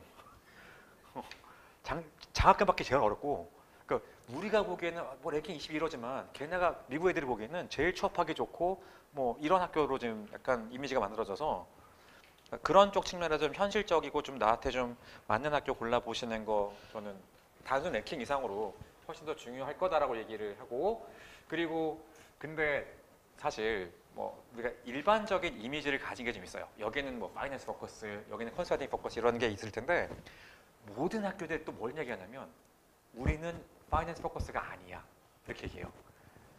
그럴 수밖에 없는 게 MBA는 진짜 다양하게 모여야 학교에 도움이 돼요. 요새 특히나 거의 모든 비즈니스가 다 엮여 있는 게 많다 보니까 파이낸스만 모여서 안 되고 컨설팅도 좀 있어야 되고 뭐 예를 들면 엔터도 있어야 되고 게임도 있어야 되고 마케팅도 있어야 되고 다양하게 모여야 되는데 우리 이미지가 한쪽에 고착화돼서 걔네들만 여기 지원하면 오히려 이게 장기적으로 학교에 도움이 안 되다 보니까 최대한 좀 다양성 있게 애들을 뽑으려고 하다 보니 그러니까 내가 파이낸스 포커스인데 꼭 여기만 내야 되나가 아닐 때가 많다고요. 그런 것들 좀 같이 생각해 보시면 좋을 것 같고 그래가지고 그렇게 해서 정말 내 타겟 스쿨이 한 3개나 4개 정도 선정이 되면 아까 얘기 드렸지만 학교당 에세이가 한 서너 개 정도 질문을 써야 되다 보니까 한 겹치는 거 제외하면 한 10개 정도 에세이를 아마 쓰게 될 거거든요. 그리고 그렇게 되면 이제 그 에세이들을 가지고 크게 손보지 않아도 낼 수 있는 학교들 비슷한 질문들이 있는 학교들로 한 추가 한 서너 개 정도 더 뽑아가지고 그렇게 해서 한 7, 8개 정도 그럼 이제 내가 내 점수대로 지원할 만한 타겟 그룹으로 한 서너 개, 좀 하이로 한 두세 개, 또 밑에 좀 세이프트로 한 두세 개, 이 정도로 좀 학교 선정해서 지원하는 케이스가 제일 많으니까 그로 해보시고 얘기 드린 대로 라운드 3는 위에 아주 상위권들은 그렇게 기회가 있는 편들은 아니지만 중위권 이하는 의외로 좀 기회가 있는 경우도 있으니까 생각해 보시고 유럽이나 아시아 학교들도 최근에 지원자들이 좀 많이 늘었어요.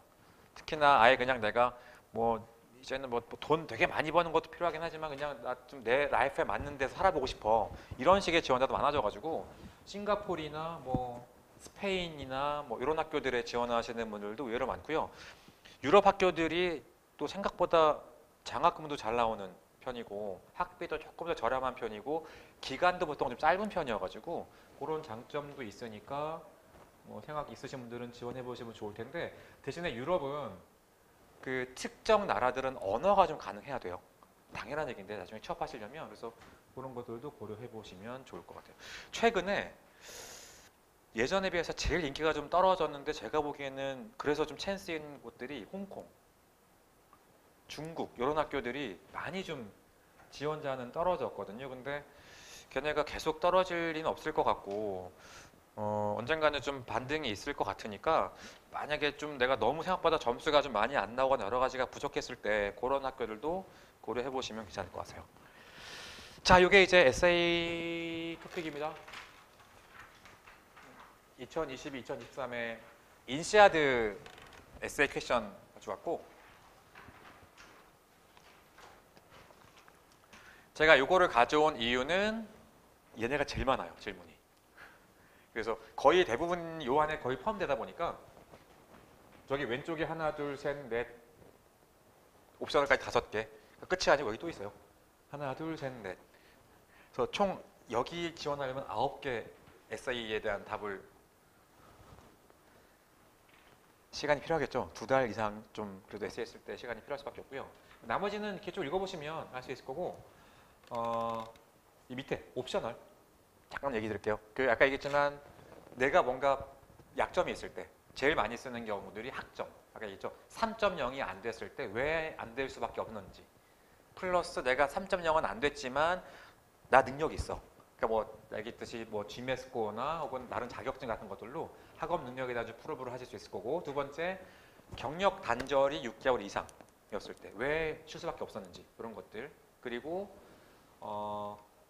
추천서 상사한테 못 받으면 왜 못 받는 건지 이런 것들 이제 쓸 텐데, 나는 그런 것들 굳이 변명할 게 하나도 없다 라고 해서 비워놓지 말고, 그래도 웬만하면 그럼 이제 그런 수비적인 태세가 아니고 내가 공격할 수 있는 무기를 바꿔가지고 내가 좀 자랑할 만한 거, 보통 제일 많이 쓰는 게 컨트리뷰션, 학교에 내가 가져갈 수 있는 것들, 뭐 내가 뭐 어떤 분야에 되게 전문가이기 때문에 이런 거 관련해서 가서 좀 애들 도와줄 수 있어, 혹은 뭐 내가 취미 어떤 거 너무 잘하니까 같이 해서 좀 애들하고 좀 재밌게 보낼 수 있어, 이런 것들 가지고 좀 뭔가 좀 그래도 비우는 것보다는 최대한 내 어필링할 수 있는 부분들로 채워 놓으시는 게 조금이라도 내 그 합격률을 높이는데 도움이 될 것 같아요.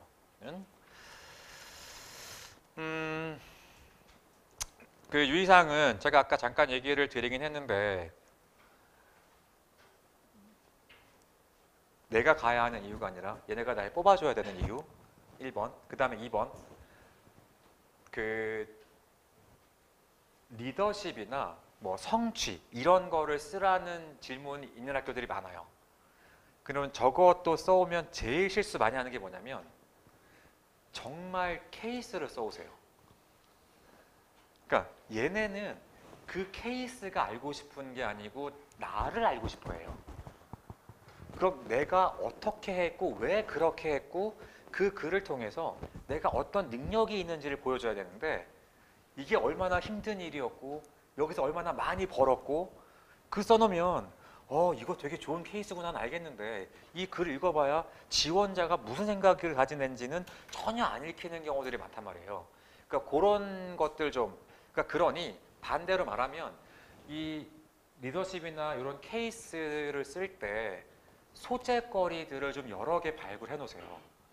그러니까 어떤 소재는 도저히 아무리 해도 내 능력을 보이기 힘든 소재도 있단 말이에요. 그러니까 좀 케이스가 작아 보이더라도 내가 조금 더 돋보일 수 있고 내가 뭔가 좀 차별될 수 있는 것들을 좀 많이 선별해 놓으시면, 왜냐면 그런 여러 가지 케이스가 에세이는 하나만 쓰겠지만 발굴해 놓으면 나중에 인터뷰할 때도 또 소재로 쓰일 수 있기 때문에, 그래서 제가 조금 추천드리는 거는 이미 뭐 지금 뭐 GMAT 준비하거나 이제 시작 전일 수 있겠지만, 그리고 올해 에세이 질문과 내년 에세이 질문이 바뀔 수는 있겠지만 저희 홈페이지 들어가서 보시면 아래쪽에 학교 그 지원란에 보면 모든 학교들에 대한 현재 에세이 질문들을 클릭하시면 다 보실 수 있어요.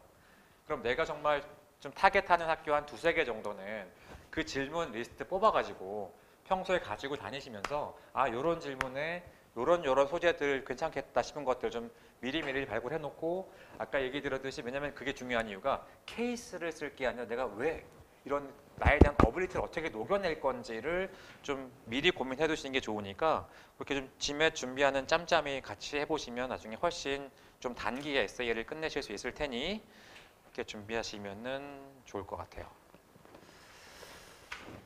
혹시 뭐 여기 추가로 에세이 쪽에 질문이나 궁금하신 사항이나 이렇게 있으시면, 자, 인터뷰 얘기 좀 해볼까요? 여기. 아까 얘기 드렸죠? 어드미션 커미티랑 하는 경우도 재학생이랑 하는 경우도 여러 가지 케이스 있는데, 이거 인터뷰 관련해서 제일 보통 제가 많이 받는 질문이 학교 가면 도움이 되나요? 이거 의외로 많이 받거든요. 말하기 좀 애매한 게 반반인 것 같아요. 도움이 되는 학교들도 있어요. 그러니까 로케이션이 좀 애매한 곳에 있는 학교들.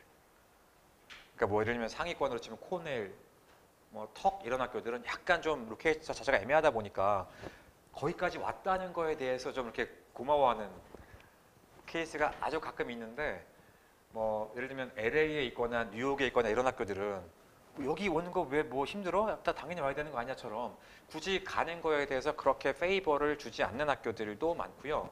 그리고 조금 조심하실 거는 생각보다 어드미션 커미티가 학교에 잘 없어요.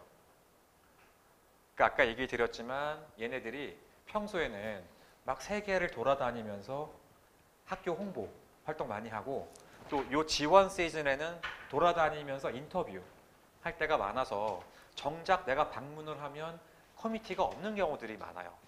그러면 누구랑 인터뷰 많이 하게 되냐면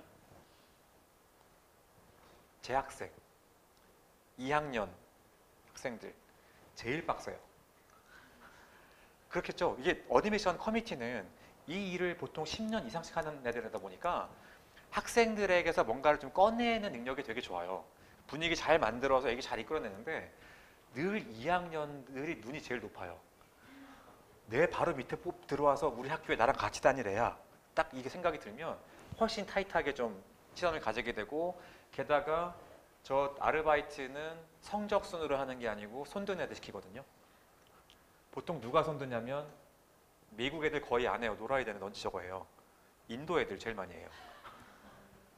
그래서 그의 영어와 나의 영어는 다 영어인데 서로 약간 대화 안 되는 느낌도 많이 느끼시는 분들 많아가지고 꼭 가는 게 그렇게 도움되지는 않을 때도 많아서 저거 나중에 한번, 왜냐면 인터뷰 오면 대충 체크할 수 있어요. 너 요때부터 요때 사이 중에 네가 골라 날짜, 그리고 요 날짜는 누구랑 하게 될 거야. 그래서 좀 사람까지 지정되는 경우들도 꽤 많다 보니까 보시고, 어찌됐건 재학생은 제가 아무리 얘 너무 잘했어라고 해봐야 위에 어드미션 커미티가 결제를 해야 어드미션에 나오는데, 이게 당연한 얘기지만 레벨이 높은 사람이랑 할수록 걔가 붙이겠어라고 하면 그냥 붙는단 말이에요. 그러니까 최대한 조금 레벨이 높은 사람과 하실 수 있으면 제일 도움은 많이 될 거고, 시간은 보통 30분에서 긴 경우는 1시간 정도 진행이 되는데, 제일 조심하셔야, 왜냐면 요새는 인터뷰가 너무 비중이 높아졌어요, 사실. 그러니까 옛날보다 오히려 인터뷰를 적게 줘요.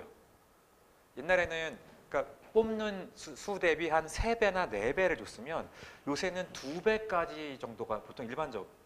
그러니까 아예 서류에서 좀 잘 골라놓고 한 2배에서 준 다음에 인터뷰 가지고 딱 OX를 가르겠다는 형태라, 정말 마지막에 좀 어드미션을 갈라낼 수 있는 제일 중요 포인트이기도 하고, 장학금도 여기서 좀 많이 좀 갈라지는 편인데, 제일 조심해야 될 거는 너무 말이 길어지면 안 돼요. 그러니까 아까 얘기 드렸지만 내가 에드컴의 헤드면 내가 완벽히 그냥 듣고 얘 붙이겠다 떨어지겠다 결정하면 되는데, 내가 헤드가 아니고 밑에 직원이거나 학생이면 나에 대한 리포트를 써서 올려야 돼요. 근데 그 리포트가 얘 잘했으니까 5점이 아니라 내가 이 질문에 얘는 이렇게 답했음 5점, 이 질문에 이렇게 답했음 4점. 그래서 조금 꽤 디테일하게 쓰는 학교들이 많아요. 근데 질문에 내가 너무 장황하게 설명해 놓으면 이걸 인터뷰 한 애가 이 질문에 내가 뭐라고 본인이 답을 써야 될지가 이게 정리가 안 되는 케이스가 많아서, 가능하면 문제당 3분은 넘기지 않으시는 게 좋고, 그리고 앞이거나 뒤거나 짧게 한번 요약을 해주시는 게 좋긴 해요. 인터뷰어 입장에서 있을 때.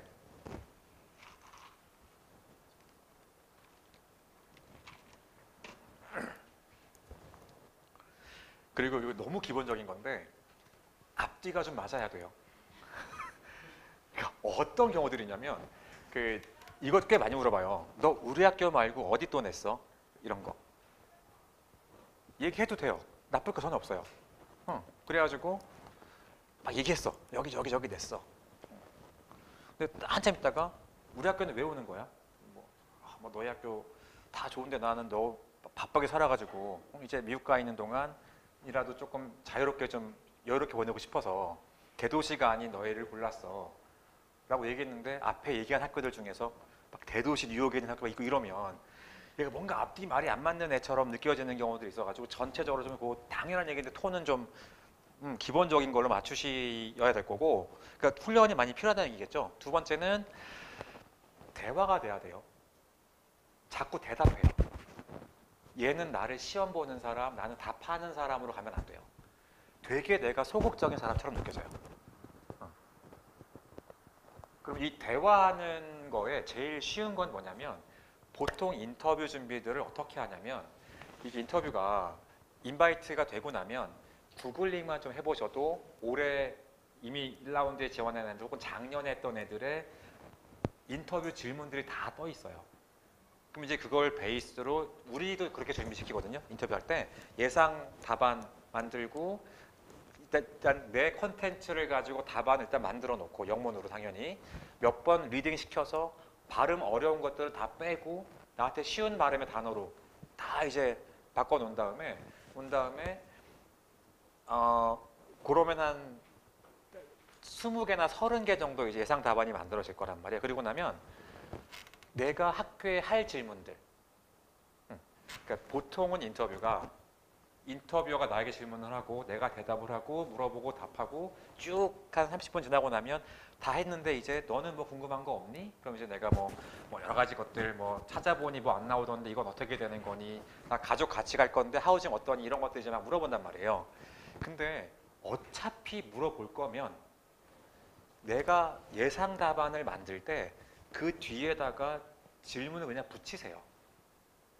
그러니까 왜 우리 학교야에 대한 내가 답을 만들었으면 그냥 끝내지 말고 그 끝에다가 근데 내가 찾아보니까 이 관련된 건 정보가 없더라고. 혹시 얘기해 줄 수 있어? 처럼 어차피 뒤에 한꺼번에 물어볼 질문들을 다 나눠가지고 예상 답안 밑에 하나씩 이렇게 붙여보시면 훨씬 좀 자연스럽게 대화가 진행이 되고 훨씬 더 내가 좀 적극적인 사람처럼 보일 수 있고 또 특히나 영어가 약한 분들은 어차피 인터뷰 시간은 정해져 있어요. 그럼 내가 영어 약한 분들 제일 좋은 거는 내가 적게 말하고 얘를 말을 많이 시키는 게 제일 좋은 사실 전략일 수 있거든요. 그렇게 좀 준비해 보시면 좋을 거고 그 인터뷰 중에서 조금 특이하게 진행되는 학교는 워튼이 팀 베이스 인터뷰예요. 거기는 그러니까 팀 베이스 인터뷰라는 거는 다른 학교들은 대부분 다 1대1 인터뷰인데 워튼은 지원자 한 대여섯 명 모아놓고 거기다가 주제 하나 던져주고 애들 디베이트 시킨 다음에 끝나고 나면 하나씩 불러서 한 5분, 10분 짧게 인터뷰 이렇게 하는 나중에 혹시 본인이 워튼 지원하실 분들은 제일 하지 말 것 제발 이기지 마세요. 자꾸 이기려고 그래요. 거기서 내가 5명을 죽일 거야. 내가 돋보일 거야. 얘네들은 팀을 짜는 게 목적이에요. 에드컴에서. 그러니까 물론 얘네보다 내가 똑똑해라는 걸 프로브하는 것도 나쁘진 않겠지만 그거보다는 내가 이 6명을 잘 하모나이즈 할 수 있어. 그러니까 훨씬 좋은 이미지예요. 그러니까 이기려고 하는 것보다 이 분위기에서 어떻게 더 생산적인 대화가 되는지를 만들어내는 게 더 좋은 리더, 더 좋은 캔디데이트로 보일 테니까 그런 거 조금 신경 쓰시면 괜찮을 것 같아요. 요새는 저것도 많아요. 인터뷰 말고도 비디오 에세이 내야 되는 곳도 꽤 많아졌어요. 한 짧게 5분, 길게 한 10분 요 사이로. 학교에서 원하는 거는 근데 비디오 에세이는 약간 질문이 있는 것들도 있어요. 무슨 얘기냐면 정해준다기보다는 랜덤리 질문이 나와서 그걸 내가 토플 스피킹처럼 답해야 되는 그렇게 진행되는 곳도 있고 그냥 자유주제로 5분 동안 그냥 네가 아무거나 하고 싶은 얘기 비디오 찍어서 보내라는 곳도 있고 근데 현재까지 버전으로는 얘네가 이런 비디오 에세이를 하는 메인 이유는 영어 스킬인 것 같아요. 거기 막 뭔가 뭐 화려하게 뭔가 잘 찍는 게 중요한 게 아니라 그리고 뭐가 아주 뎁스 있는 얘기를 하는 게 아니라 그냥 되게 편한 얘기들을 조금 내가 플루언트하게 할 수 있는지 이런 것들을 아까 얘기했지만 인터뷰 주는 애들 인원수를 좀 줄이려다 보니까 아예 그렇게 좀 비디오를 짧게 봐가지고 아예 안 되겠네 그냥 버리자 그리고 빨리빨리 좀 버려내려고 하는 거지 그게 막 어드미션에 크게 도움되는 건 아니니까 많이 신경 쓰실 필요는 없지만 최대한 그래도 그 정도는 지켜주시는 게 좋을 것 같다. 그만 조금 가이드 해볼게요. 혹시나 여기 관련해서 추가로 인터뷰는 질문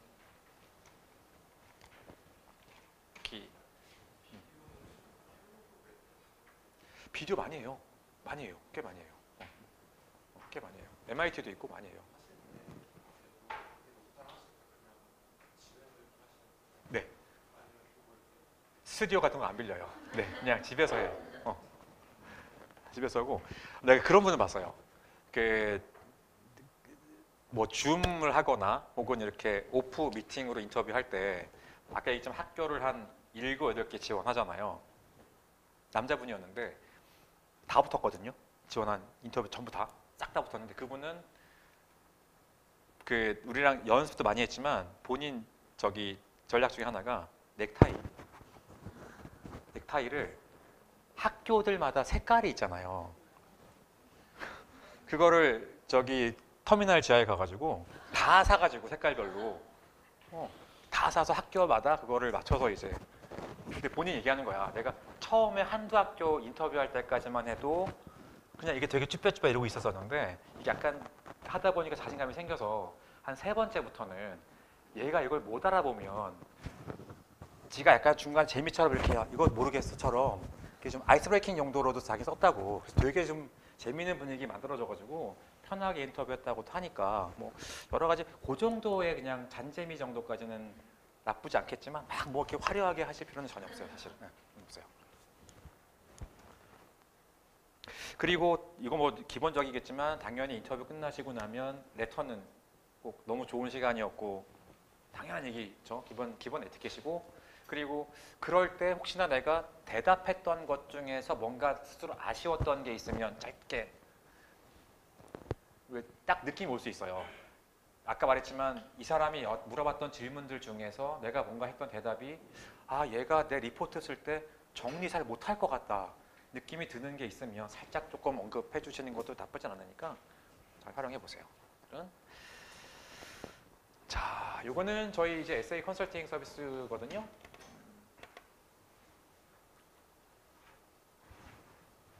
비싸죠. 그나마 저희가 제일 저렴한 편이에요.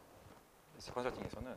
그래서 저희는 대부분이 저희 학생분들이기 때문에 어쩔 수 없는 게 이거는 수업처럼 1대 여러 명 할 수 있는 게 아니고 다 1대1로 작업해야 돼서 그 에세이 작업 같은 경우는 저희는 리더스에 강의하시는 선생님들 말고 별도로 에세이만 따로 보시는 컨설턴트 분들 다 따로 5분 계세요. 5분 계셔가지고 모든 지원자들마다 저랑 같이 컨설턴트 한 분 혹은 두 분이 같이 붙어서 컨설턴트 선정은 저희가 지금 거의 한 10년 정도 같이 일하다 보니까 이런 백그라운드는 이분이 되게 잘 좀 만들어냈더라 이런 게 제가 좀 데이터가 있어서 그 지원자들마다 좀 가장 잘할 수 있는 분을 매칭을 시켜서 진행을 하거든요. 하는 거고 저희가 워낙에 결과도 좋고 물론 객관적으로 비싸지만 그렇게 비싼 비용은 사실 아니어서 한 라운드마다 한 2달 정도 전이면 항상 마감돼요.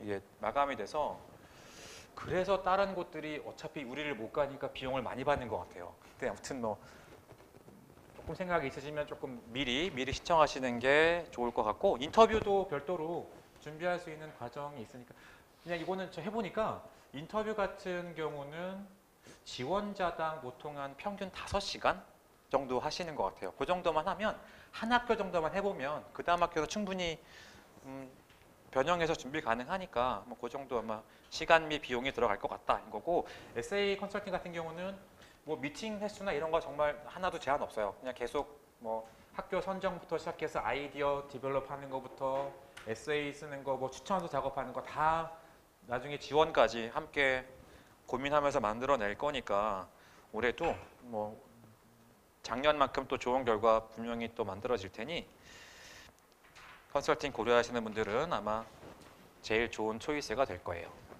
자, 얘는 추가로 조금 설명드리려고 가져온 건데 추천서거든요. 아까 얘기 드린 대로 추천서 여기 질문들 있어요. 얘는 3개 있죠. 3개 지금 하버드 질문인데 꼭 있는 거 장점, 얘 뭘 잘하니? 그 다음에 단점, 뭘 못하니?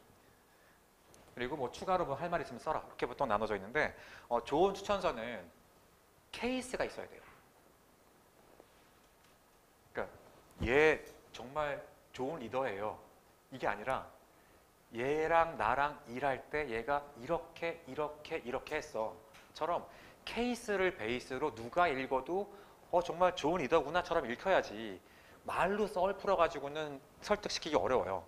그러니까 가능하면 이 질문들마다 좀 케이스 베이스로 쓸 수 있도록 그러다 보니까 일을 같이 하지 않으면 추천서를 잘 쓰기가 어렵다는 얘기를 드린 거고 이건 뭐 나중에 개인들마다 다 장점은 다를 테니까 좀 찾아서 발전시켜 보시면 될 거고 사실 제가 이걸 가져온 거는 여길 보려고 가져온 게 아니고요.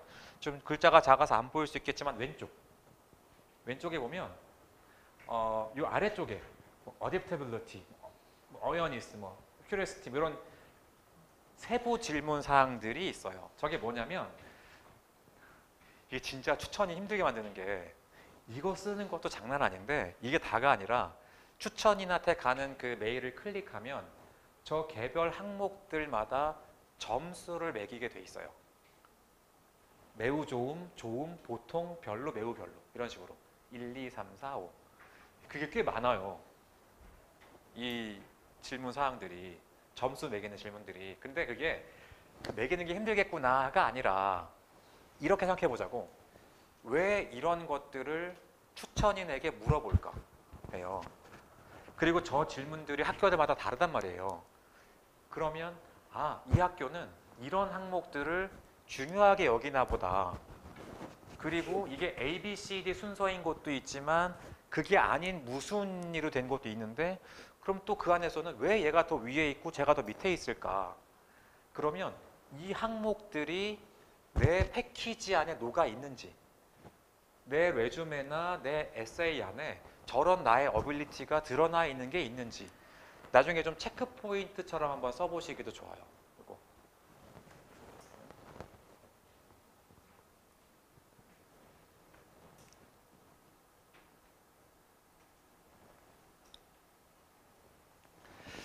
자, 추천서와 관련해서는 아까 얘기 드린 대로 뭐 한 분에서 많은 경우 세 분은 요새 잘 없고 보통 두 분 정도가 맥스인 경우들이 많고 교수는 그닥 뭐 좋은 편은 아니고 케이스 관련해서 좀 쓰자 얘기 들었었죠.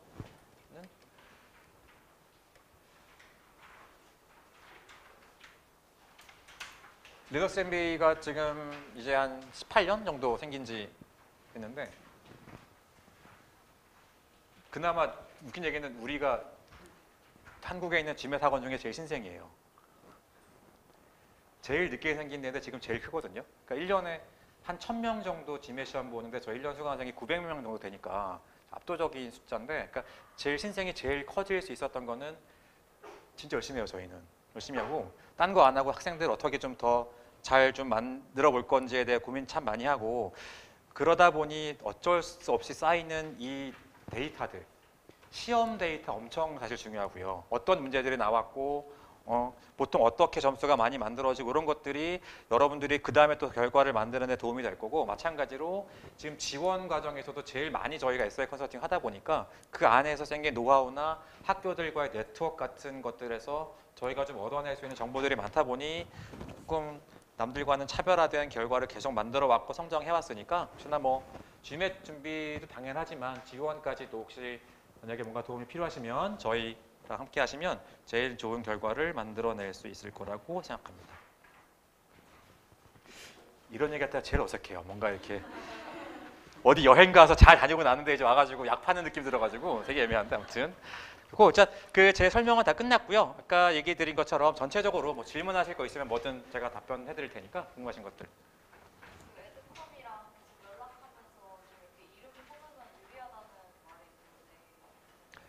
학교와의 네트워크는 하면 좋아요. 나쁠 수가 없어요. 연락 많이 해도 걔네 별로 귀찮아하지 않아요. 나쁘지 않고 생각보다 이벤트가 꽤 많이 있어요. 그러니까 걔네가 단체로 와서 MBA 페어 하는 경우도 있고 그리고 학교마다 뭐 커피챗이나 혹은 웹 세미나 같은 것도 뜨문뜨문 있고요. 여러 가지 케이스들이 있으니까 그럴 때 가서 좀 이렇게 안면 틀 수 있어서 연락을 주고 받을 수 있으면 나쁠 건 당연히 없어요. 전혀 그것 때문에 귀찮아하는 경우 없고 제일 뭐랄까 학생들이 걱정하는 게 나 영어 잘 못하는데 괜히 만나가지고 이렇게 말 잘못했다가 나 이미지 나빠지면 어떡하나. 그럼 그 다음에 얘기 안 하면 돼요. 걔랑 나랑 한번 만나는데 얘가 얘 영어 못하네. 얘 이름 기억했다가 나중에 꼭 떨어뜨려야지 할 리가 없어요.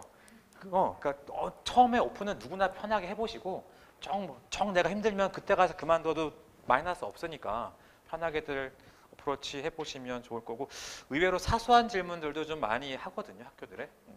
저는 추천드려요. 그건.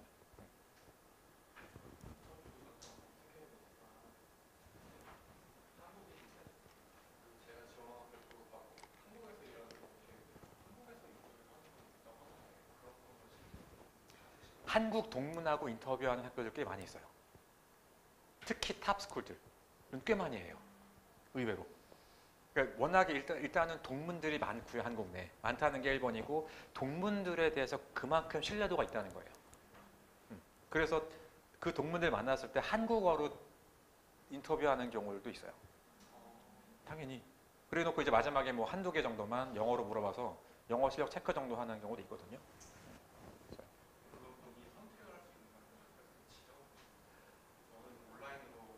그게 학교마다 달라요. 학교마다 달라서 인터뷰어를 지정해 주는 경우도 있어요. 너는 누구랑 해. 네가 걔한테 연락해가지고 일정 잡아서 해. 이렇게 하는 경우도 있고 나한테 날짜를 열어주고 우리 이만큼 슬롯이 있으니까 네가 이 중에 골라. 골랐더니 그때 시간 되는 사람이 동문일 때 부인이고 그거는 뭐 케이스 바이 케이스예요. 콜롬비아 같은 경우는 J터미 네. 라운드 1에 어플라이 했다가 웨이트리스트가 라운드 2로 넘어가는 게 아니라 J터미로 넘어가는 경우도 있고. 아니요. J텀은 아예 달라요. J텀은 1월 달에 시작하는 거고 그거는 과정 자체가 인턴십 없이 16개월에 그냥 끝나는 거거든요. 그러다 보니까 레귤러랑 아예 다른 과정이에요. 그래서 걔는 별도로 뽑아요. 네, 별개 지원이에요. 아예 다른 과정 지원이에요. 그거는 얘기 드렸지만 인턴이 없기 때문에 나중에 취업에 조금 불리할 수 있어서 애초에 걔네도 가능하면 스폰서십 이거나 패밀리 비즈니스인 사람들이 지원했으면 좋겠다라고 돼 있어요.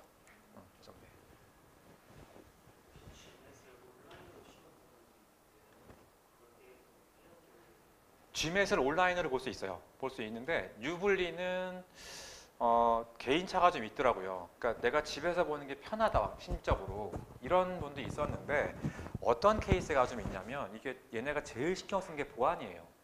보안이다 보니까 그 망에 되게 많이 뭘 깔아놓은 것 같아요. 그래가지고 시험 보다가 중간에 화면이 멈춰서 렉이 걸린다든지 아니면 이런 경우 있어. 시험 보고 있는데 감시를 내 노트북의 카메라로 날 감시하거든요. 이렇게 했더니 화면에다가 창 팍 띄워가지고 너 뭐 하는 거야? 손 치워. 이런 메시지가 떠서 되게 당황했다는 분도 있어가지고 저는 가능하면 오프라인을 그래도 보기를 추천을 드려요.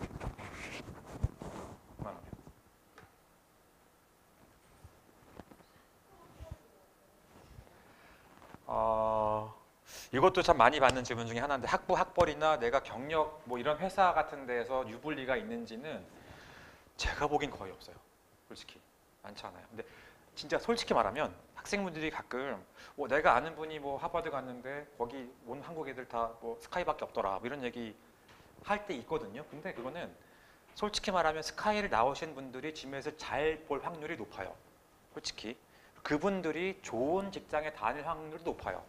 그러다 보니 그런 거지 학교에서 스카이니까 아닌 곳보다 뭐 점수를 더 준다거나 이거는 별로 없는 것 같아요. 그리고 직군에 대해서도 이게 한 10년 전, 20년 전만 해도 확실히 컨설팅이나 뱅킹 베이스가 많이 갔어요. 많이 갔는데 최근에는 워낙에 비즈니스가 다양화되다 보니까 그 저희가 뒤에 지금 합격생들 표도 붙여놨지만 보시면 알 텐데 되게 다양해요. 게임 산업도 있고 엔터도 있고 뭐 헬스케어 의사 하시는 분도 있고 간호사 분도 있고 자동차 부품회사 다니는 분도 계셨고 정말 다양한 직군들에서 지원을 하고 학교에서도 되게 재밌어하고 그런 것들에 대해서 그러니까 뭐 회사의 네임밸류가 크게 뭔가를 가르지는 않는데 대신에 이런 수는 있지. 좋은 회사일수록 글로벌리 일을 많이 할 확률이 높긴 하잖아요. 그러니까 이게 내가 MBA를 한국을 가는 게 아니라 미국을 가는 거기 때문에 혹은 해외를 가는 거기 때문에 네가 왜 굳이 여기까지 와서 공부해야 돼? 라는 얘기를 하려면 내가 일하다 보니 가고 싶어서 이건 말한 대로 내 이유란 말이야. 얘가 뽑아주는 이유를 쓸 거면 내가 글로벌에 일하다 보니까 이런 거에 기회를 보게 됐고 이런 거에 뭔가 좀 내가 자신감이 생겼고 그래서 더 잘해보고 싶어서 가는 거야. 처럼 말할 수 있으면 그게 더 설득력이 있다 보니 그런 이유들 때문에 조금 그런 큰 회사가 더 잘 갈 수는 있겠지만 단지 그 회사 네임밸류 때문에 이게 더 좋고 저게 나쁘고 이런 부분은 그렇게 크진 않아요. 사실 생각보다.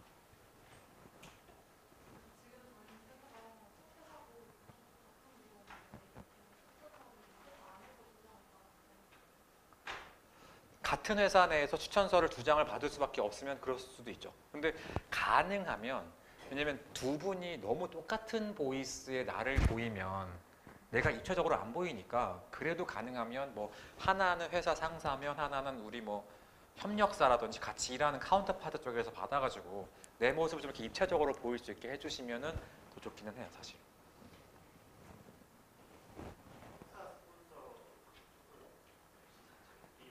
회사 스폰서십이 유리해요. 유리해요.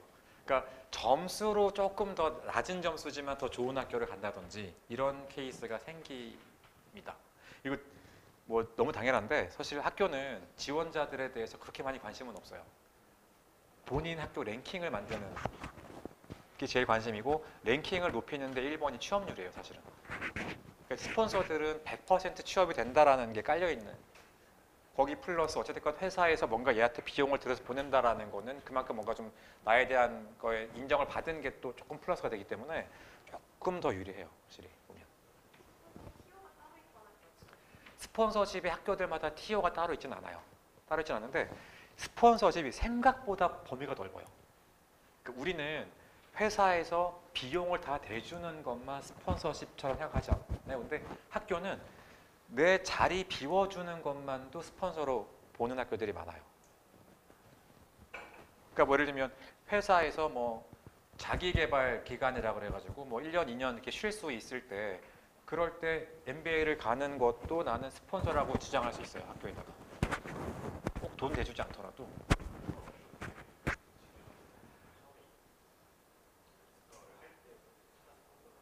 네, 회사 스폰서라고 체크하게 돼 있어요. 체크하게 돼 있어요. 그리고 체크하게 돼 있고 학교들이 그 뒤에 또 디테일하게 묻는 것들도 많아요. 스폰서야? 그 다음에 그럼 어떤 스폰서야? 돈 다 대주는 거니? 반만 대주는 거니? 자리만 보존해 주는 거니? 또 거기까지 클릭하게 돼 있는 것들도 많아요.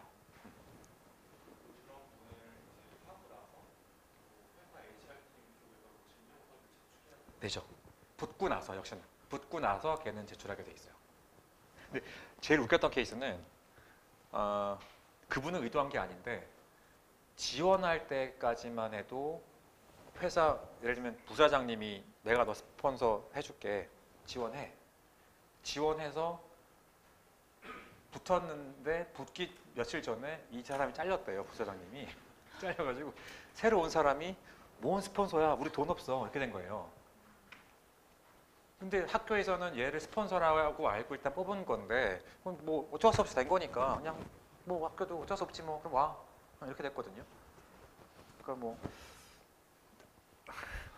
악용하지 말자 이거 그렇다고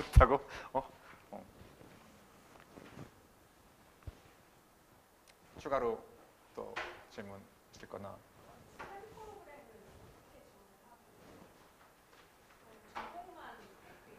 스템 MBA 같은 경우는 학교들마다 조금씩 달라요. 그러니까 예를 들면 그냥 이 과정만 어느 학교는 MBA만 가면 다 스템 있는 학교도 있고요. 어느 학교는 들어가서 요 과목 한두 개만 들으면 스템인 것도 있고요. 뭐 그게 다 좀 다르거든요. 근데 지금 많은 학교들이 그냥 오면 다 스템을 해주려고 되게 노력을 많이 하고 있어요.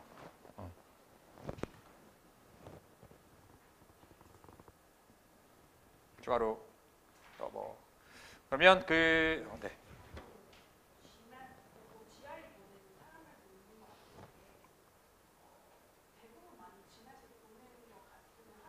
네.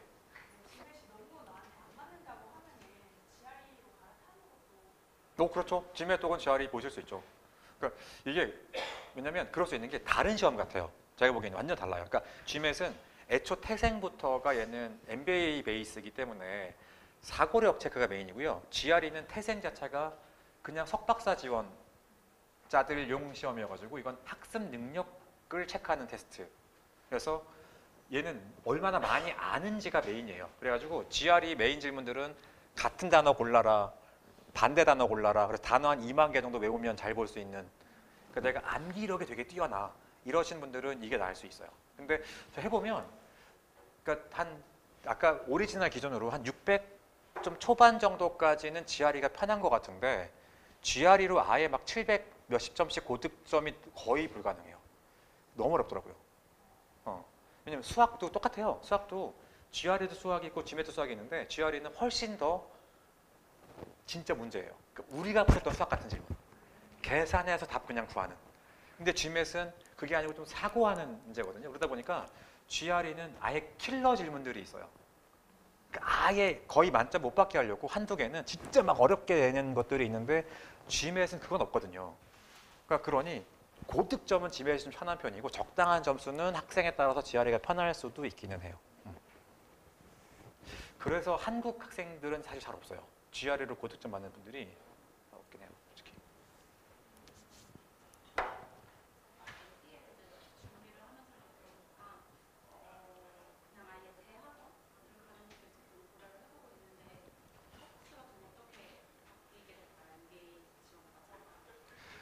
GMAT 시험을 봐서 갈 수 있는 MS 과정들이 꽤 많거든요. 그러니까 경영 관련된 거는 다 지원 가능해요. 뭐 통계나 회계나 또 뭐 마케팅도 지원 가능하고 부동산 그리고 뭐 호텔 매니지먼트 요새는 제일 많이 가는 게 데이터, BA도 지원 가능해서 보통은 어떻게 되냐면 나는 한 10위권 가고 싶었어. 그럼 필요한 GMAT 성적이 한 700점 초반 혹은 중반 정도 필요한데 아무리 해도 600대 후반 정도밖에 안 나왔어. 이제 그러면 과정을 바꿔서 가는 분들이 좀 있어요. 그러니까 똑같은 학교에서 확실히 MBA보다는 MS가 조금 더 점수가 낮은 편이거든요. 그래가지고 그리고 아니면 두 개 다 지원해서 보고 되는 거 가시는 분도 있고 한 학교에 MBA 지원하고 예를 들면 부동산 석사 지원 가능하거든요. 따로따로 지원해서 그냥 붙은 거 하면 되는 거니까.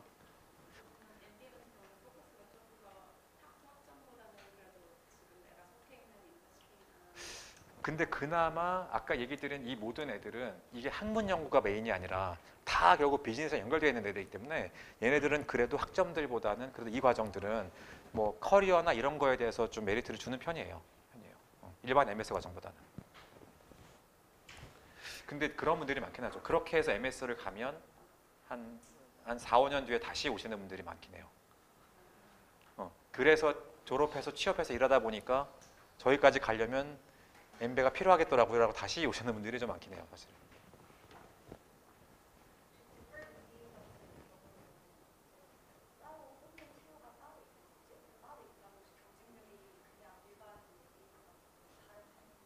디퍼드 MBA 같은 경우가 보통 학교당 그 학교 정원의 10% 정도로 보통 TO를 대략 정해놨거든요. 경쟁률은 확실히 레귤러보다는 떨어지죠. 그리고 특히나 한국에서는 거의 몰라요. 사실 모르는 분들이 많아가지고 의외로 지원자가 별로 없어요. 근데 진짜 제일 좋은 것 같아요. 내가 보기엔 제일 좋은 과정인데 알기만 하죠. 걔네 뭐라 그러냐면 심지어 너 떨어질지도 몰라. 디퍼드 내서. 근데 우리는 네가 지원했다는 걸 알고 있어. 네가 그만큼 어릴 때부터 우리에게 관심 있다는 걸 알고 있기 때문에 나중에 네가 지원할 때도 한번 했던 게 분명히 도움이 될 거야. 우린 너 더 좋게 볼 거라고 보통 써 있는 곳들이 많아요. 학교들 중에서도.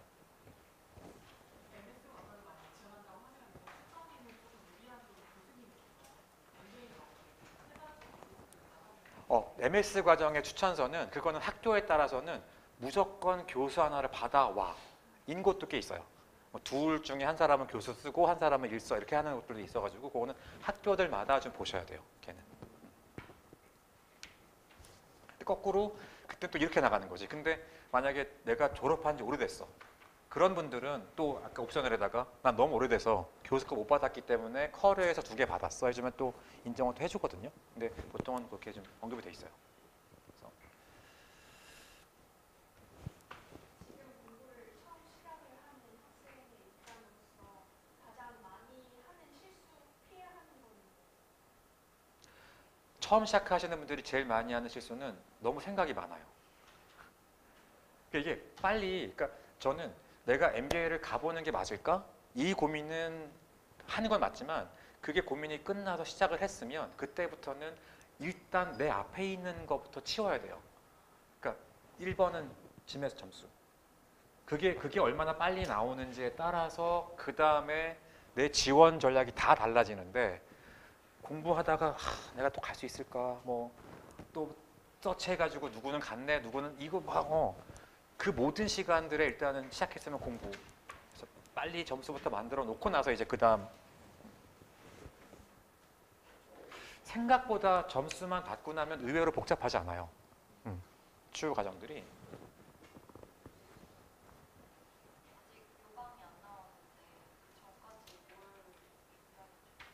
지금 점수가 다 만들어진 분들은 요강이 안 나왔더라도 얘기 드린 대로 질문이 크게 많이 바뀌진 않거든요. 그리고 특히나 아까 얘기했지만 왜 MBA야? 왜 우리 학교야? 이거는 다 존재할 거니까 그거 관련해서 조금 아이디어를 개발해 놓고 학교랑 네트워크 조금 해보실 수 있으면 할 수 있는 제일 좀 좋은 준비가 아닐까 싶어요. 제로는. 자, 저기 그 프린트물 드린 거에 뭐 뒤에 저희 결과표도 있지만 제 명함도 아마 넣어놨을 거니까 추후에 뭔가 또 개별적인 질문 있으시면 이메일 주시거나 하시면 다 답변해 드릴 테니까 첫 시작부터 마지막까지 좀 효율적으로 잘 준비하셔가지고 내년에 다들 좋은 결과 만드시기 바라겠습니다. 긴 시간 수고 많으셨습니다. 감사합니다.